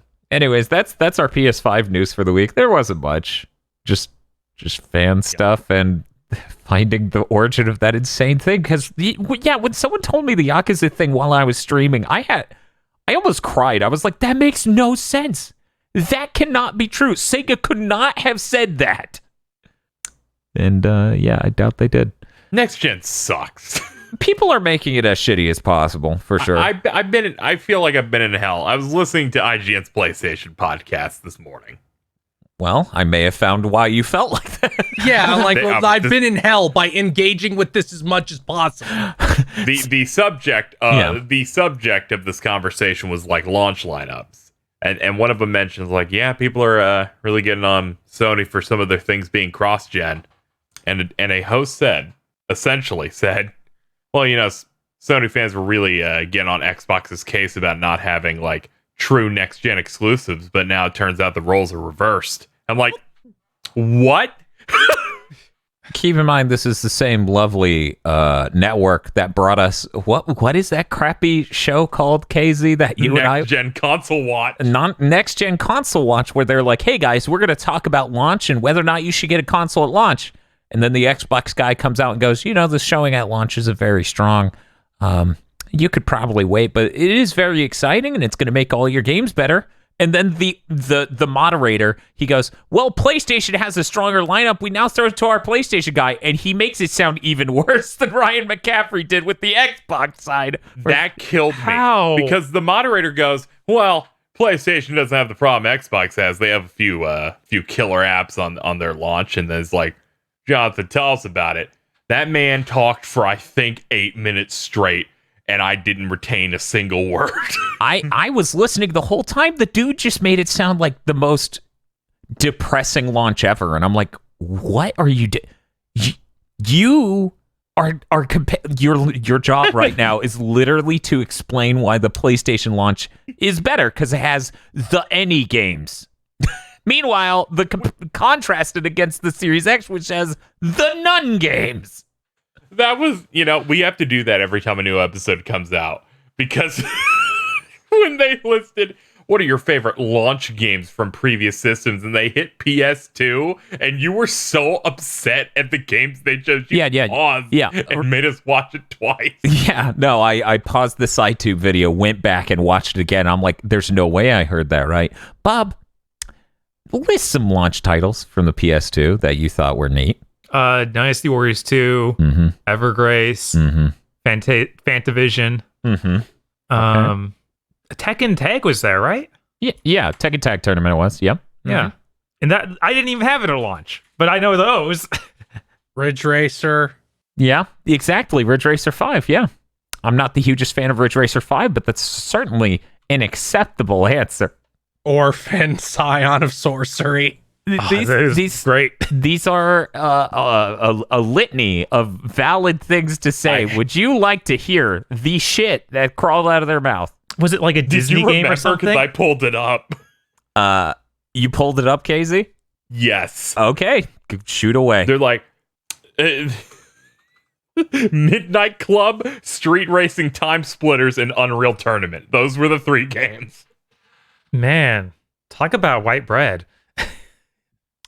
No one was that hyped for Unreal Tournament on the PlayStation 2. Time Splitters, sure, neat. It's fine. Yeah, Time Splitters is the only one there like a normal person would say, I think. Yes. It's weird. Yeah, they're... Like Midnight Club 3 is the only one I think people actually like. Yeah. Yeah. That was real... Oh, I remember what was real bad. They also talked about like fucking... Yeah, Resogun was good on PS4, but whatever. It was on Vita and PS3. Yeah, and I was like, you're disallowed from talking about those versions. They're not okay. I didn't know they were on those, which is what told me they're not okay. So even further, more important, it got ported to those after the fact. Yeah, I was like, that was months later, if not years. Yeah, it's within the first 6 months, I think it got back ported. Maybe a little bit longer. Those versions are insanely rough and not... In no way would you consider that an acceptable version of that game. So that's bizarre. During them doing this, though, I realized that Xbox launch kind of has been on a decline since the original. Yeah, you had that realization. It was a little sad. Yeah, because at least with the 360, you still got Call of Duty 2, which is a huge thing. Yeah, because they went like Xbox's Halo, Oddworld, Gotham Racing. Mm-hmm. Then it goes Perfect Dark Zero, Cameo, Call of Duty 2 for 360. Then Forza 5, Rise, and Dead Rising 3 for Xbox One. You kind of just start putting your head down. Yeah. And then the modern day, nothing. I can't believe they tweeted out their giant list of games that are for launch, and it's like, these are all the games that are already out. That is the most games ever at launch. I actually... wasn't going to get Assassin's Creed Valhalla for our Series X stream because I was certain it came out earlier on everything. Mm-hmm. But apparently, they pushed it to line up exactly with the Series X launch, so that counts. Okay. They get that. The thing that's on everything else, they get that. Whoa. Yeah. It's like having the launch exclusive Battlefield 4.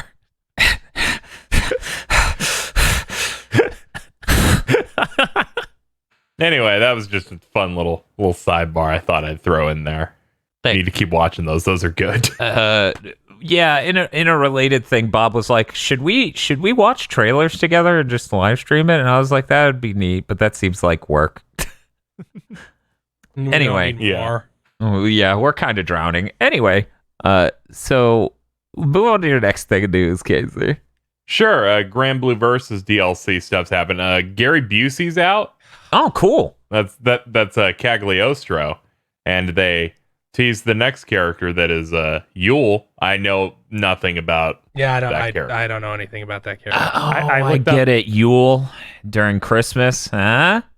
I looked up pictures of her, at least. She appears to be a fox girl who uses 2 giant swords and wears a bikini. Per usual. One moment. That had to be. Very cool. Yule Grand Blue.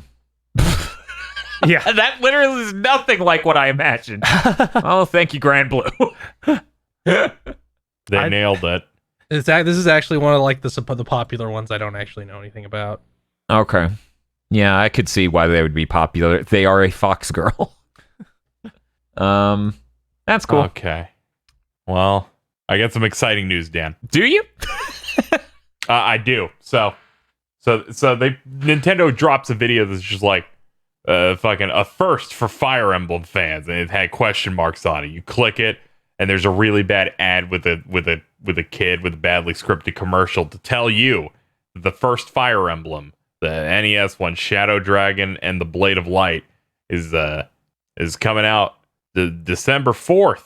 It is a $6 game. They localized this for the first time. They're adding stuff like bookmarks. You can like rewind, do save states and stuff, because boy, that's the only way I would ever touch that. So this is like the original NES. The original NES one, yeah. They didn't even give us the enhanced DS port. It is not. They went ahead and just localized the original one. Well, that enhanced DS one came out, Bob. You can go get it on the DS. Yeah. Yeah. Yeah. Well, the DS game. They're not going to change it to work on a Switch. Also, that game's really fucking ugly, so I kind of understand why they did not. You can get DS games to work on Wii U, but regardless, this is $6, and I'm like, oh, okay. And then in the fine print at the bottom on like the page on the website. Real quick, before you say that, I need you to know how this went for me, because this is how everyone should have to experience this. I saw this news, Casey, and I was so happy for specific members of my fandom and my friends who have been waiting for this moment for so long. And I was like, oh, it's good. Doing right by old school Fire Emblem fans. This is great. I'm tired as hell. I've been up for way too long. It's 11. I have to record podcasts in 4 hours. I'm going to sleep. I look at the Big Think document, and this is what you have to tell me. Clown Mode, will be a limited time release. They say will be a limit. They don't give you a date, like a deadline on it, because they're doing some like physical thing that's $50 that has like a little art book and like a mock like NES box in case for it. I think the digital version's really funny, because this feels like if someone else did the limited time release first and Nintendo wanted to copy off that evil, they're like, here's a ROM for $6. It goes away in 3 weeks. Like, at least be true evil. Charge $30 for the ROM. Like, what's going on? Oh man, the art for this original Fire Emblem is really good. Yeah, it is. Is this just like their new Brain Spiders, where it's like now we do limited release bullshit? Apparently, I guess so. It's fucking weird. It's so bad. Like, it's like they need to. I could understand the limited time thing if every version of this was an expensive amount, because that's like, we want to get the money fast. This is $6. I mean, it doesn't even make any sense even with that logic, Casey, because Nintendo is the one fucking company in this industry where their shit will sell at roughly the same rate forever and never has to go down in price. So the Mario All-Stars thing going away, and this makes no sense. People will buy this shit forever.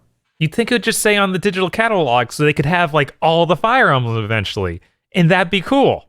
But instead, it's just like, maybe we'll spoon feed you one at a time, but you have to buy them on time, or you won't give them another. It's triply insane to do for video games because not everybody has this fucking platform yet. It's not like PlayStation. You can't just make an account and then buy it. It's insane on so many. Even if they did that, it's still insane. It's like you better pre-buy games you think you might want to play in case you ever buy this console, because we're insane. Yeah.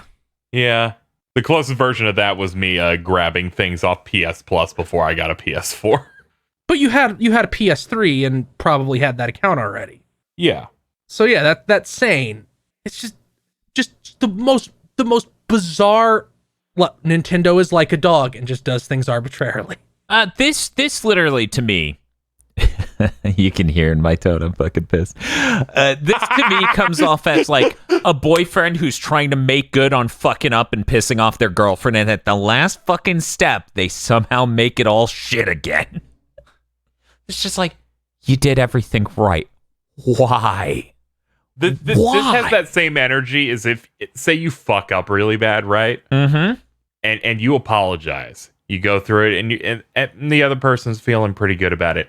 But right at the end, you say something about it that tries to make you look good, that really digs in a little bit, and you're like, you had to keep fucking talking, huh? Just like one of those, see? It wasn't that bad, was it? Yeah, it's that energy, and you're like, why am I in the hospital now? It just like smash cut. Yeah, exactly. What happened to me? I don't know. Oh no. Yeah, this is really stupid. It's like you gotta hurry. You gotta hurry and grab it before it runs out of like $6. That's what. It's fucking insane. Yeah, no, that's stupid and insane. We got to move on though. They should have just put it on the fucking NES thing. That would have gotten a nice pop from people, where it's like, they localized the whole game and just put it in that thing because it's on the Japanese one on that service. Yeah, but that might give people an expectation. It's stupid. And they can't have that. Them even adding the SNES gave me an expectation, and they dashed it, so it's fine. I'm fine getting dashed. Let's move on. Bob. Sure. You're gonna shoot. Go. Cotton Reboot got confirmed for coming to the West. It comes out. Yes. Yeah, we talked about this a few times before on the podcast. Cotton is like this shmup where he plays this witch girl. It's got a lot of comedy and stuff to it. So that comes out the first quarter of next year. They didn't get more specific than that. I think in Japan, they announced like exact date was somewhere in February. That is really hype for anyone who wants to check out Cotton. We played that during our Saturn game thing. So if you just search GigaBoots for like our channel's videos for like Saturn stuff, because it's not a retro roulette. We were just playing games we wanted to. Yeah. I should probably throw it in the retro roulette category anyways. But yeah, really awesome games, really neat. Glad it's coming to the West, and so soon. That has a PS5 version, or is that the other shmup collection I'm thinking of? Yeah, I think it's the other shmup, but this is just PS4. Okay. Well, whatever. It works on PS5. All right. And the other news I got here is The Last Blade is getting a webcomic. Why? I don't know. Hasn't the Last Blade like been dead since 1998? Like something like that. Yeah. The last one was 2, and that was a long time ago. Isn't Last Blade 2 with rollback on PSN though? I think so. Yes, either that or the Switch. Because SNK actually seems to be taking care of their back catalog pretty well. Strange. Is that like Codemasters doing those? No idea. Yeah, I don't know. Yeah, I was trying to remember what company's been like shooting rollback energy into all of these fighting games. Maybe Code Mystics. I'm not sure. Yeah, I think it's them. I mean, also keep in mind that Guilty Gear thing. Got it on PC. It did. Just to make their new game look worse. Anyway, this starts out next week, the 28th. It's a Wednesday. It's going to keep getting new, what they're calling episodes every Wednesday. The art looks really bad and is apparently farmed out to some company. And it's written by a guy who doesn't seem to have written anything before. What? Yeah. I looked up his name online, Hayden Robel. It just took me to his LinkedIn. Yeah, he's not a writer. He's like a copy editor on a lot of these kind of like webcomic-y promotional things. I took a look at the site this is for, that this guy works for, tapas.io, tapas.io. Imagine the most generic thing you've ever seen going on forever. I'm just gonna screen cap, like, when you click their series. I'm just gonna screen cap it and post it, and you'll be like, okay, here's the first 10. It's like, damn.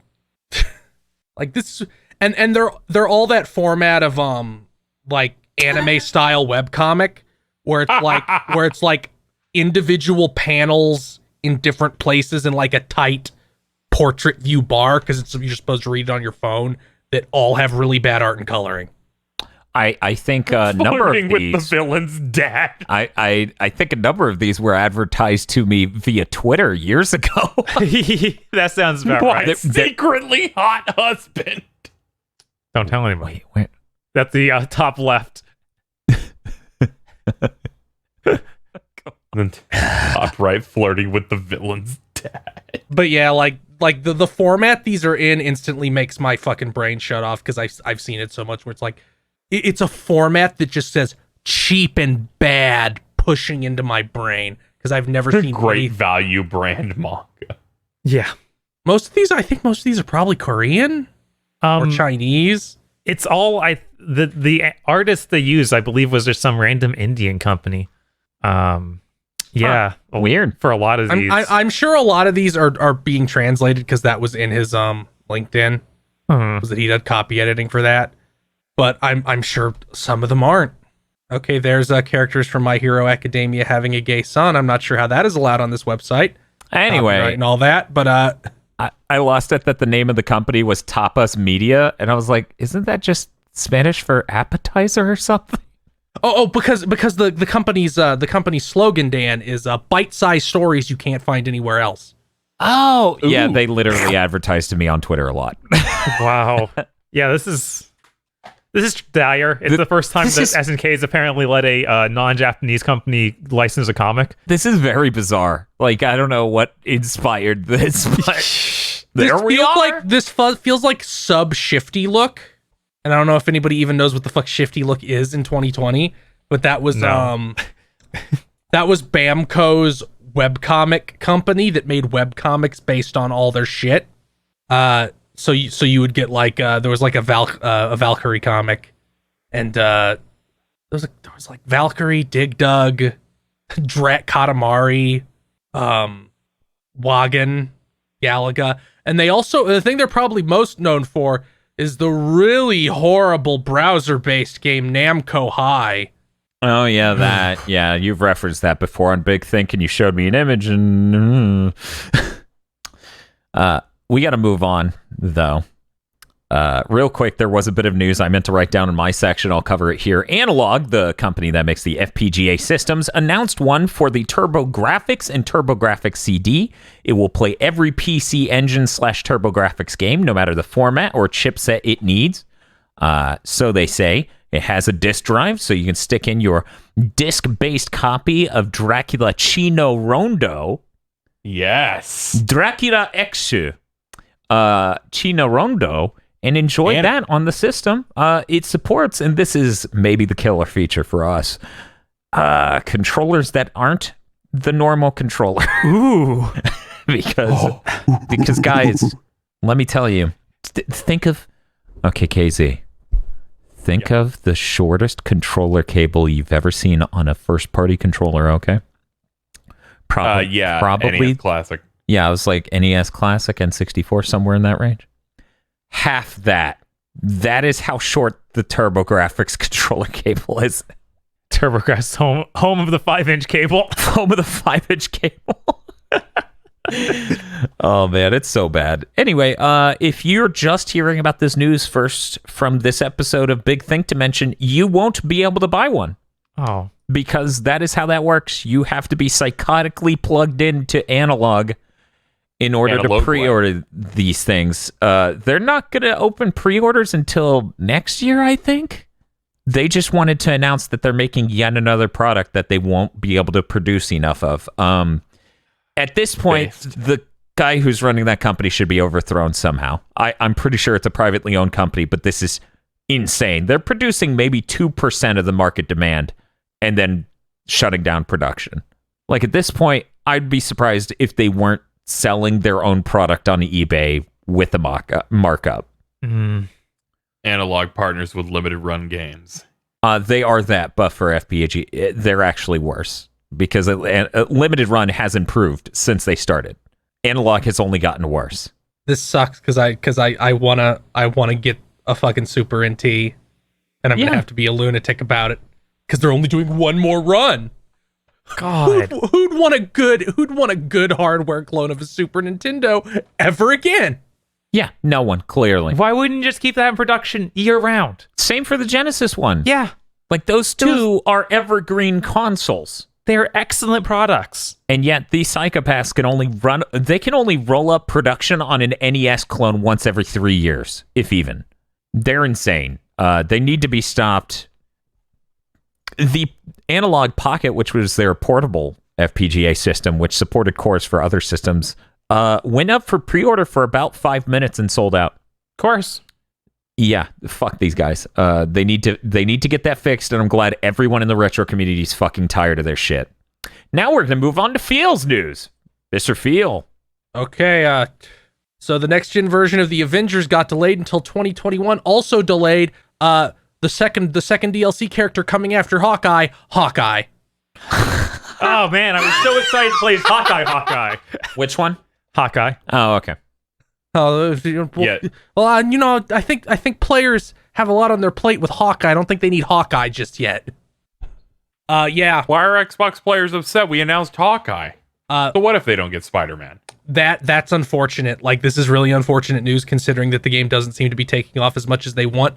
Not having that come play it immediately on next gen bump that it could have if it was at launch is probably gonna fucking hurt.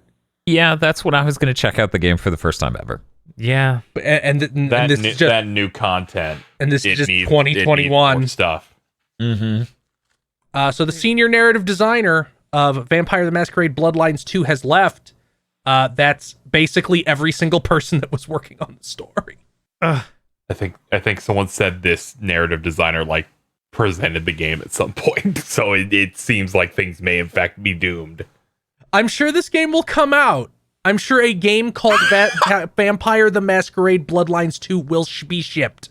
I think it will probably be a bigger mess than the original was. Which, if you don't know, that is the game that their publisher went, put it out now. It's on Valve's engine. We'll beat Valve to market with their engine. So every layer of seemingly story-based employees with this game have been removed. So my brain does the worst thing possible. It's like they didn't like the original ending and they fired all the writers and they're doing a new ending, and somehow it's just the ending of the Wanted comic. Why? I mean, they need they need a bunch of endings. It's a Western RPG. No, all you hit 3 different colors of buttons and they all lead to the Wanted ending. He's glowing with a different aura. He has a different highlight in his hair. Oh, but it's time for some Stadia news. Bob covered the name of that game that used to be Gods and Monsters.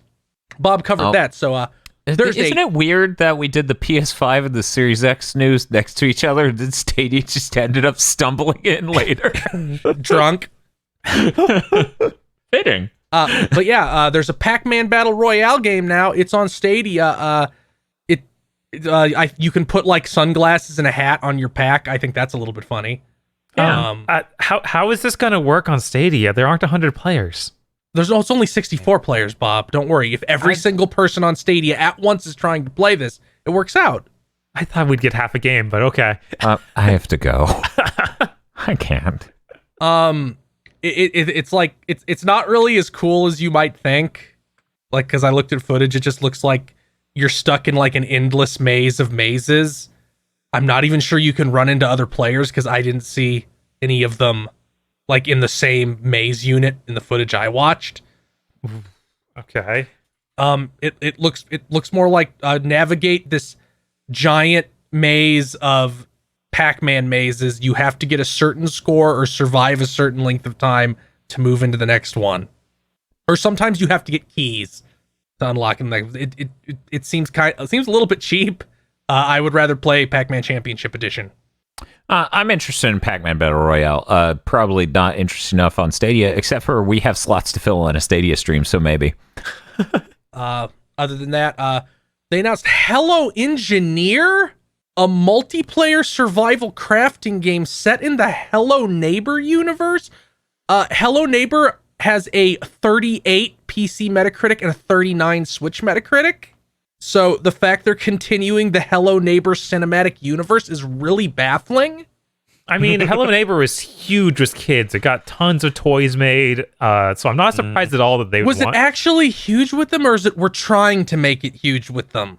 I think it actually worked really well because I used to have kids come in constantly looking for Hello Neighbor toys. I'm hesitant to say that because I feel like it wouldn't be. Yeah, we took Stadia's check. Yeah, that and then the last game they did was apparently not well received because they did Hello Neighbor and then Hello Neighbor something. Looking at this, it feels like they rushed this out to be their answer to Grounded. I have to go. Because Please don't remind me of Grounded. Because it's all kids like building things to fight the neighbor who now has the spider from Wild Wild West. Okay, that actually sounds pretty cool. But that's all the Stadia news I wrote down. There was other indie games who took the money, and I'm like, look, listen, indie devs, I understand it's hard and financial security is nice. Mm-hmm. Yeah. Unless there's no waste unless Stadia is covering development of your game and giving you enough money to make your next one. I don't think that's a good choice. Nobody's gonna care when your game comes out on real things. It eats up that hype. It's like you're giving them advice like you're Kermit the Frog putting your hand on his shoulder. Yes, Epic makes more sense because some people use Epic. Your game won't just drown and die. So here's my concept, okay? The Stadia is a pocket dimension. When that comes out on real platforms, people will have just heard of it and thought it was brand new. I don't know if that's how it works. I feel like that isn't how it works. I think even journalists don't pay enough attention to Stadia for people to go, oh, this is just a port of that Stadia game. I follow them. They don't. Yep. Yeah, I don't. I think it's a pocket dimension where you get to throw your game into cryostasis. You get to maybe, I don't know, release a demo of something that's a beta and shouldn't be released. And then maybe you can maybe that's it. Maybe it's like we'll release this barely functioning version to Stadia exclusively, polish up the real version, and release it and pretend like that was the first time it was ever released. We'll call it a non-Stadia edition, like it's a new game. Maybe that's for example, you could just throw another word at the end, like infinite or something like that, to let you know that this is the real version of the game and you shouldn't have played it until this point. Or just be really bold and say complete. I mean, that's what Advent Children did, right? Speaking of Final Fantasy VII, there was a 100 megabyte patch for FF7 Remake. Nobody knows what it does, and it didn't fix the doors. Guys, please just do a fucking comparison hash of the game and let me know which segment of the fucking ISO was. I need to know what they do. I'm sorry, there's no hope. They're doing this for next gen, I feel like, because they also patched one of the Kingdom Hearts collections for the first time in over 2 years. Okay, that has to be it. So it's like a pre-patch patch just to make sure it works next gen. Yeah. That I saw threads of people saying some patches just went out for a few of Sony's first parties that don't say anything, and I think they figured out something is weird about some of these, and they're just scrubbing them up a little bit. Okay, please do a real patch, or just sell me a next gen version for $70. I'm a fucking clown. I'll do Put it. on these shoes. Well, You of know course, what? You can sell it for $70, and we'll ride up. if they Of course not. It's the next gen game. if they're like, here's the next gen version of Final Fantasy VII Remake, we pulled out every single squeeze through and changed the level geometry 80. Jesus Christ. Look, I'll buy it again if they do that, but there's no way fucking hell I'm spending 70 on it. That's a lot. That when you said that was the equivalent of Square Enix took croutons, sprayed it with I can't believe it's not butter, shook the bag up, and then said, here, loaf of bread. Hey, you see, it's fine. I'm gonna be the brand ambassador here. I'll just give you $20. Look, Dan, I don't know how to tell you this, but I used to eat croutons out of the bag. Croutons are good. They're very good. You should get sold a premium bread price for croutons sprayed with I can't believe it's not butter. Devolver Digital bought Croteam, the developers of Serious Sam 4. Or Serious Sam in general. I'll be honest, I thought they already owned them. So here's the thing. This is the only studio acquisition in recent memory where I can be like, oh yeah, that's good. They saved their asses. Yeah, apparently, the thing I've heard about Serious Sam 4 is that it's good, but so unbelievably badly optimized that it's and rough that it's just like, no, sorry, man, you got to fix this before I'm willing to go down on it. But yeah, that's neat. Maybe they'll have a little bit more money than none for the next one. That would be nice. Devolver, use some of your Fall Guys cash. No. Anyway, Too busy putting in Sonic and Godzilla. Sakurai circumcised Steve. This is the funniest shit ever. Bob, do you have any idea what he's talking about? I do. Okay. I've seen the windscreen. The windscreen for Steve occasionally just has him have his pork chop out Over his dick. as if he's holding his cock. And they took that out now. That's like when Inkling was doing like a fuck you like motion in Mario Kart. Yeah. A shame that they can't patch games for the GameCube and can't patch out Waluigi telling you to suck his dick from the soccer game. What? Oh, that was real. That was real. Let me pull up the GIF. God. It was in I forget which soccer game it was in, but I'll just post the GIF. There's no need to. He had like multiple animations of this. Yeah, there we go. Oh, yeah, the gesture. Oh my god. I'm surprised Hell yeah. he's not crossing the hands. Well, that wouldn't mean suck his dick. You know what? This is very different. I found some cinematic parallels Between him and with Angelo. another video game. God damn it! Yeah. Wait, is he gonna pull off a Mission Impossible style mask and Angelo is Waluigi? Okay, Podlords, I'm giving you a free one. They don't know who Angelo is. Destruction All-Stars Angelo. and Destruction All-Stars Angelo with Waluigi's nose and mustache. That would be really good. And Gary Busey's teeth? I don't know. No. Crazy today. No, you're getting greedy. Okay, now this was just put in my news because KZ wants me to assassinate somebody, and unfortunately, there's a bomb in my brain, so I have no choice. So, a creative director of Stadia, Alex Hutchinson, ran his fucking mouth today. Today being the day we recorded this, so you can easily figure out what day that is. Let me affect the right tone.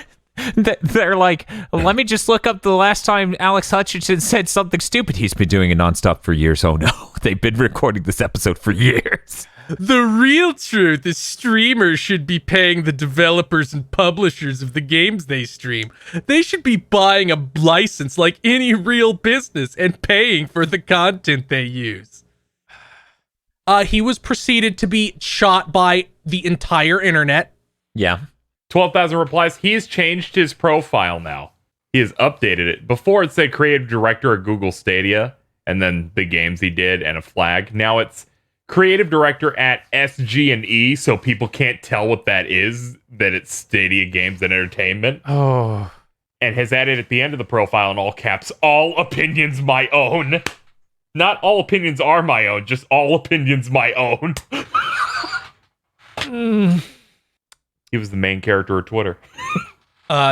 This man has a history of saying stupid shit. 2012, he said that game journalists are racist in favor of the Japanese. Something that let me go ahead and read it because it's so much worse than what you actually said. Do. GamesIndustry.biz, in an interview with Alex Hutchinson back in 2012, while he was creatively directing Assassin's Creed 3, important context, asked about why Nintendo is able to endlessly iterate the same franchises multiple times in each and every generation. Hutchinson replied, "You want my real answer? I think there's a subtle racism in the business, especially on the journalist side, where Japanese developers are forgiven for doing what they do. I think it's condescending to do this. Just think about how many Japanese games are released where their stories are literally gibberish. Literally gibberish. There's no way you could write it with a straight face and the journalists say, oh, it is brilliant." So this motherfucker was the creative director of Assassin's Creed 3, the one where Jesus Christ is an alien and you have a fucking motion comic cutscene of the space ghost telling Desmond that he's going to become Jesus Christ. You know, I didn't know that. I just knew it was also the one that was like one guy. He did everything in the American history book that I just read. I told Agro, I was like, this is the most fitting shit ever. What? The guy who did the revisionist American history game is the one who says racist shit about Japanese game devs. And then also comes out with this modern take. Also, he said art only has value if it sells. Yeah, he said art is what we call pop culture that doesn't sell. I know this type of person who thinks what they're saying is brilliant. This comes from a place of privilege. That is where that, quote, sense of humor and introspect and insight comes from. That is the only place that specific brand can come from. I can't believe this guy's like the source of legendary bad takes or bad news, like that controversy of Ubisoft said it's too hard to animate women, so they're not doing it. It was from this guy. God, that's insane. How Ubisoft had one dude who kept coming out to say the stupidest things. Now this dude's obviously a veteran. Let's go over some of his games. Spore, the Imagine No Man's Sky. If you don't know what Spore is because you're too young, imagine No Man's Sky if it never got any updates ever. That's essentially what Spore is. Not the same genre, but that's the same role it exists in gaming culture. The thing that was hyped up forever and was a piece of shit, and then it just vanished. Army of Two, the 40th Day, the one thing he doesn't put in his profile. Such a good game. Assassin's Creed 3, which I think is uniformly considered to be the worst one. Oh my god, it might be. Yeah, I think people really just pound on that one. I remember for a little bit there, people were still having the honeymoon, like for the first few months. But past that, it seemed like it soured. Yeah, I think Unity is the only one in the running. Yeah. Oh man, this wasn't optimized for this gen. This is really rough. But on Series X, with the launch firmware. Far Cry 4, whatever. That game's fine. And then Journey to the Savage Planet, which I don't know anything about. Wait, what? Yeah. He's the director of Journey to the Savage Planet. Dan? We died. I forgot that came out. Yeah, it came out in January. January on PC and May for Switch, I guess. That means this motherfucker has worked there for 9 months. He's worked at Google Stadia for 9 months. And he couldn't make it 1 year without saying some shit that makes him, quote, the main character of Twitter for the day. Now, he just started attacking, going back and forth with fucking Alex Navarro and Giant Bomb. he started going with Stadia. He started going at it with Alex Navarro. Yeah, I thought that was funny. Jeez. Where the dude was like, look at how Stadia is doing. And he just replied, it's doing better than Giant Bomb, it looks like. Yeah, we're not going to wake up in 6 like, months and Giant Bomb just doesn't exist anymore. It never had. Yeah. I'm gonna be honest. I think Giant Bomb has more paid subscribers. Oh, almost It certainly. does, 100%. Yeah, God, that's insane. Also, who the fuck are you attacking Alex Navarro? What are you, a copy of Banjo Pilot on the Game Boy Advance? I was about to say, he's taken quite a few lumps in his day. He doesn't need this from you. He's dealt with far worse. Now here's the crazy feel conspiracy theory. Okay. Stadia doesn't have integrated Twitch streaming yet, right? Well, it's never going to stream on Twitch because YouTube's good enough. Oh no. Or yeah, whatever. It doesn't have integrated streaming yet, right? No, that feature they said it had, it still does not have. What if they're going to want you to pay on a game-by-game basis to be able to stream it? There's no way. 0%. No, this dude's an idiot. Yeah. I know, it's just fun to think about. Like, pretend Stadia just exploding in the sky. I'd be willing to entertain it, but they're not going to live long enough to add the functionality. Yeah, That's probably true. not. No, That's true. It's true though. I'm surprised we had games announced this week. This is the first time we've heard things from these guys in, 5 shriveled. months? Something like that. Yeah. I just shriveled up. He's like, the start of regular awesome stuff coming. I'm like, Jedi Fallen Order. I forgot that they couldn't get it till now. Yeah, remember they did like a Stadia Connect like 8 months ago or 10 months ago, something like that. And they went Jedi Fallen Order. I'm like, oh, cool. Is it out now? Coming this fall. Yeah. It's kind of crazy Macro though. blocking on old shirtless man with lightsabers. Oh, no, I'm just imagining Dan playing Fallen Order on Stadia, and like he's getting hit, and he's like, "Why am I getting hit?" And the enemy is 40 feet behind him, where his hitbox still is. I'm glad we got yet another Souls reminiscent-esque game where you really have to focus on parry timing. Yeah, it's gonna work great shockwave. on this. It's a shockwave. What's up, Bob? I think it's crazy that there's finally new Stadia news. And also, this guy comes out and melts on Twitter. It's like, oh, we can't even think about that without just dread. Yeah. Thank you, Twitch, for causing this to happen.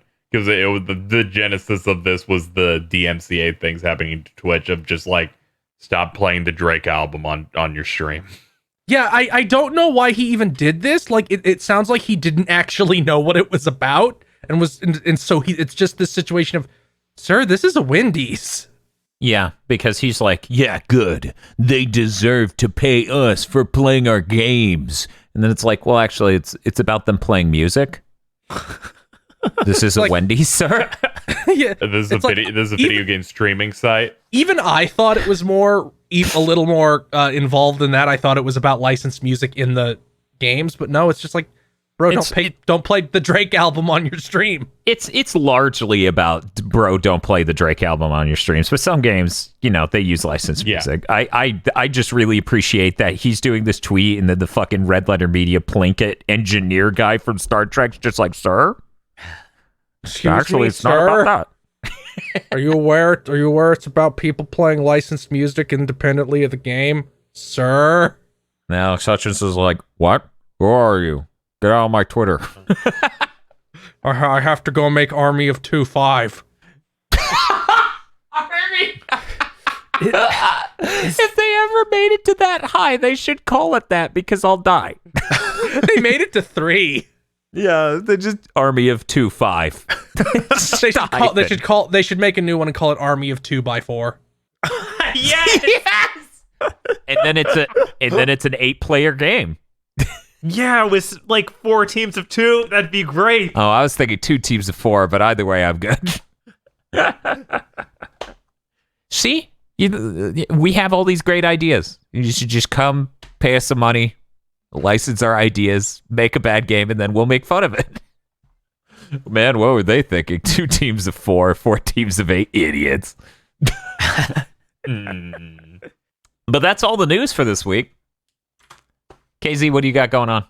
Oh no. We will die. Okay, that's good. Oh no.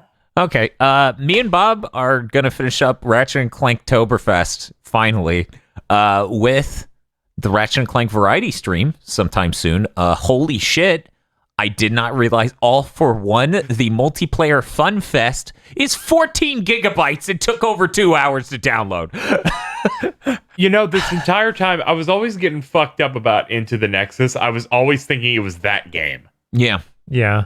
It's like, oh, that's it. Well, all right. the end of the PS3 life cycle for Ratchet and Clank, sorry if this is rude, is a cacophony of fart sounds, so it's not surprising that you mixed up one for another. The way you refer to it as the variety stream, I just keep thinking of Oh yeah, and then we get to do the Ratchet bonus video, and then we disappear for 8 years.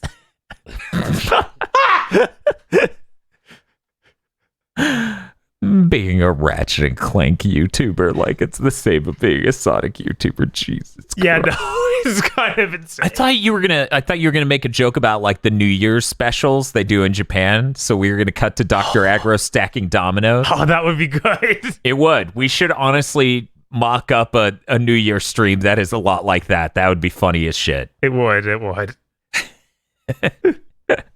Anyway, so we got to do that. We're gonna finish that up, and I believe we promised some people some Heavenly Sword playthroughs on Steam on stream. So singular playthrough. Yeah. So please look. We can fit in like 4 playthroughs, and it'll still take less time than Into the Nexus of the remake of Ratchet and Clank 1. Yes, that game, Heavenly Sword's really short. It's going to be a lot of cutscenes. I bet if we skip the cutscenes, it's under 3 hours. Probably. So if we kept going through normal, that's fine. We just can't go to hard. Because it's stupid. It's stupid. But yeah, keep an eye out for that stream. We're going to be throwing some hats at gongs. Yes. That's how you solve all the puzzles in that game. Phil, what do you have going on? Streaming. That's it. That'll be it. Have any special plans or anything? I'm going to try to finish Virtue's Last Reward, a game that desperately... I didn't talk about it because I hadn't gotten very far, but there's this map screen that shows the dot representing your character going through like the map of the facility you're in every time you change locations. And this game was on the DS originally, which is why it exists. But I'm just like, oh, PS5. Oh yeah, good luck. It's so reminiscent of like a bad loading solution. Just like, oh, PS5. 3DS and Vita game. Yep, I own it for the Vita, never played it. And I'm like looking at my own like playlist because I of course did videos on these. This is like it's like double length. Yeah, it's pretty big. But the main thing that annoys me about it is that the protagonist isn't voiced, but every other character is. That's because you are the protagonist. Except I'm not. The protagonist is a 6'5" Chad with an 18-inch dick, as confirmed by the creator. Yes, that is correct. I love it because when I recorded it, there were over 10 instances where I said something and then the protagonist said it. I've never matched up with a character before that hard. Yeah, that's also happening to me, mostly because most of his dialogue is like, the fuck is wrong with you? God, now I'm thinking of that fucking Kingdom Hearts moment during the stream. Yes. Where you became Sora. God. That's a weird name. And then you just buried yourself into your McNuggies. I'm like, oh no. Last note before I go. I spent a lot of time thinking about how much I wish Dream Drop Distance wasn't a part of a bad collection because I want it. I want to play that on my PS5. How'd you play it for the stream? I think we rented it or checked it out. Just get it physically. Maybe Bob owned it. Bob, do you own that collection? I feel like I might have bought that. Huh. To answer your question, Phil, we have no idea. I'm just as confused as you are. Our source memory. It's gone. It's basically the fucking Simpsons thing of like, how did you remove your underpants without taking off your pants? I don't know. Or it's like, yeah. Anyway, I'll keep streaming that. My goal is to finish it before the new consoles come out, which I think I can do if I stream 4 or 5 hours at a time. Have you tried streaming 33 hours at a time? No, because I don't want to die heart failure. Yeah, we gotta stream all so Dan can play it. We have to stream all the way through 13 Sentinels. Okay, let's get to... I didn't say it out loud, but I actually did think, I bet I could do 2 giant streams and get that game done. Probably. What game? Do it. You just 13 Sentinels? Yeah, probably. KZ, only because of our stream size being psychotic. KZ, don't goad me into a death stream. That's not healthy. I kept this internal. I didn't want to share it, but now Casey's like, you should do it. Bob's like, you should do it. I'm like, guys, I know I'm insane. Stop agreeing with me. You should do it. Thank you for listening to this episode of the Big Think Dimension. If you would like to support the GB Podcast Network, head on over to patreon.com/GB Podcast so that way you can get exclusive behind the scenes on stuff, other content. There's a lot of content. It's basically non-ending avalanche of content. So head on over there, become a $5 backer or a Podlord today.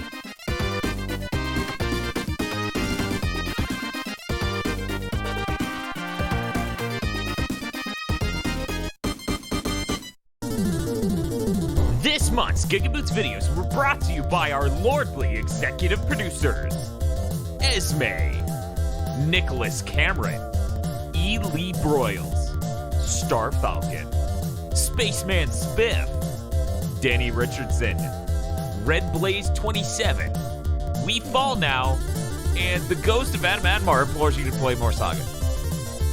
Thank you very much to our executive producers. And also these guys.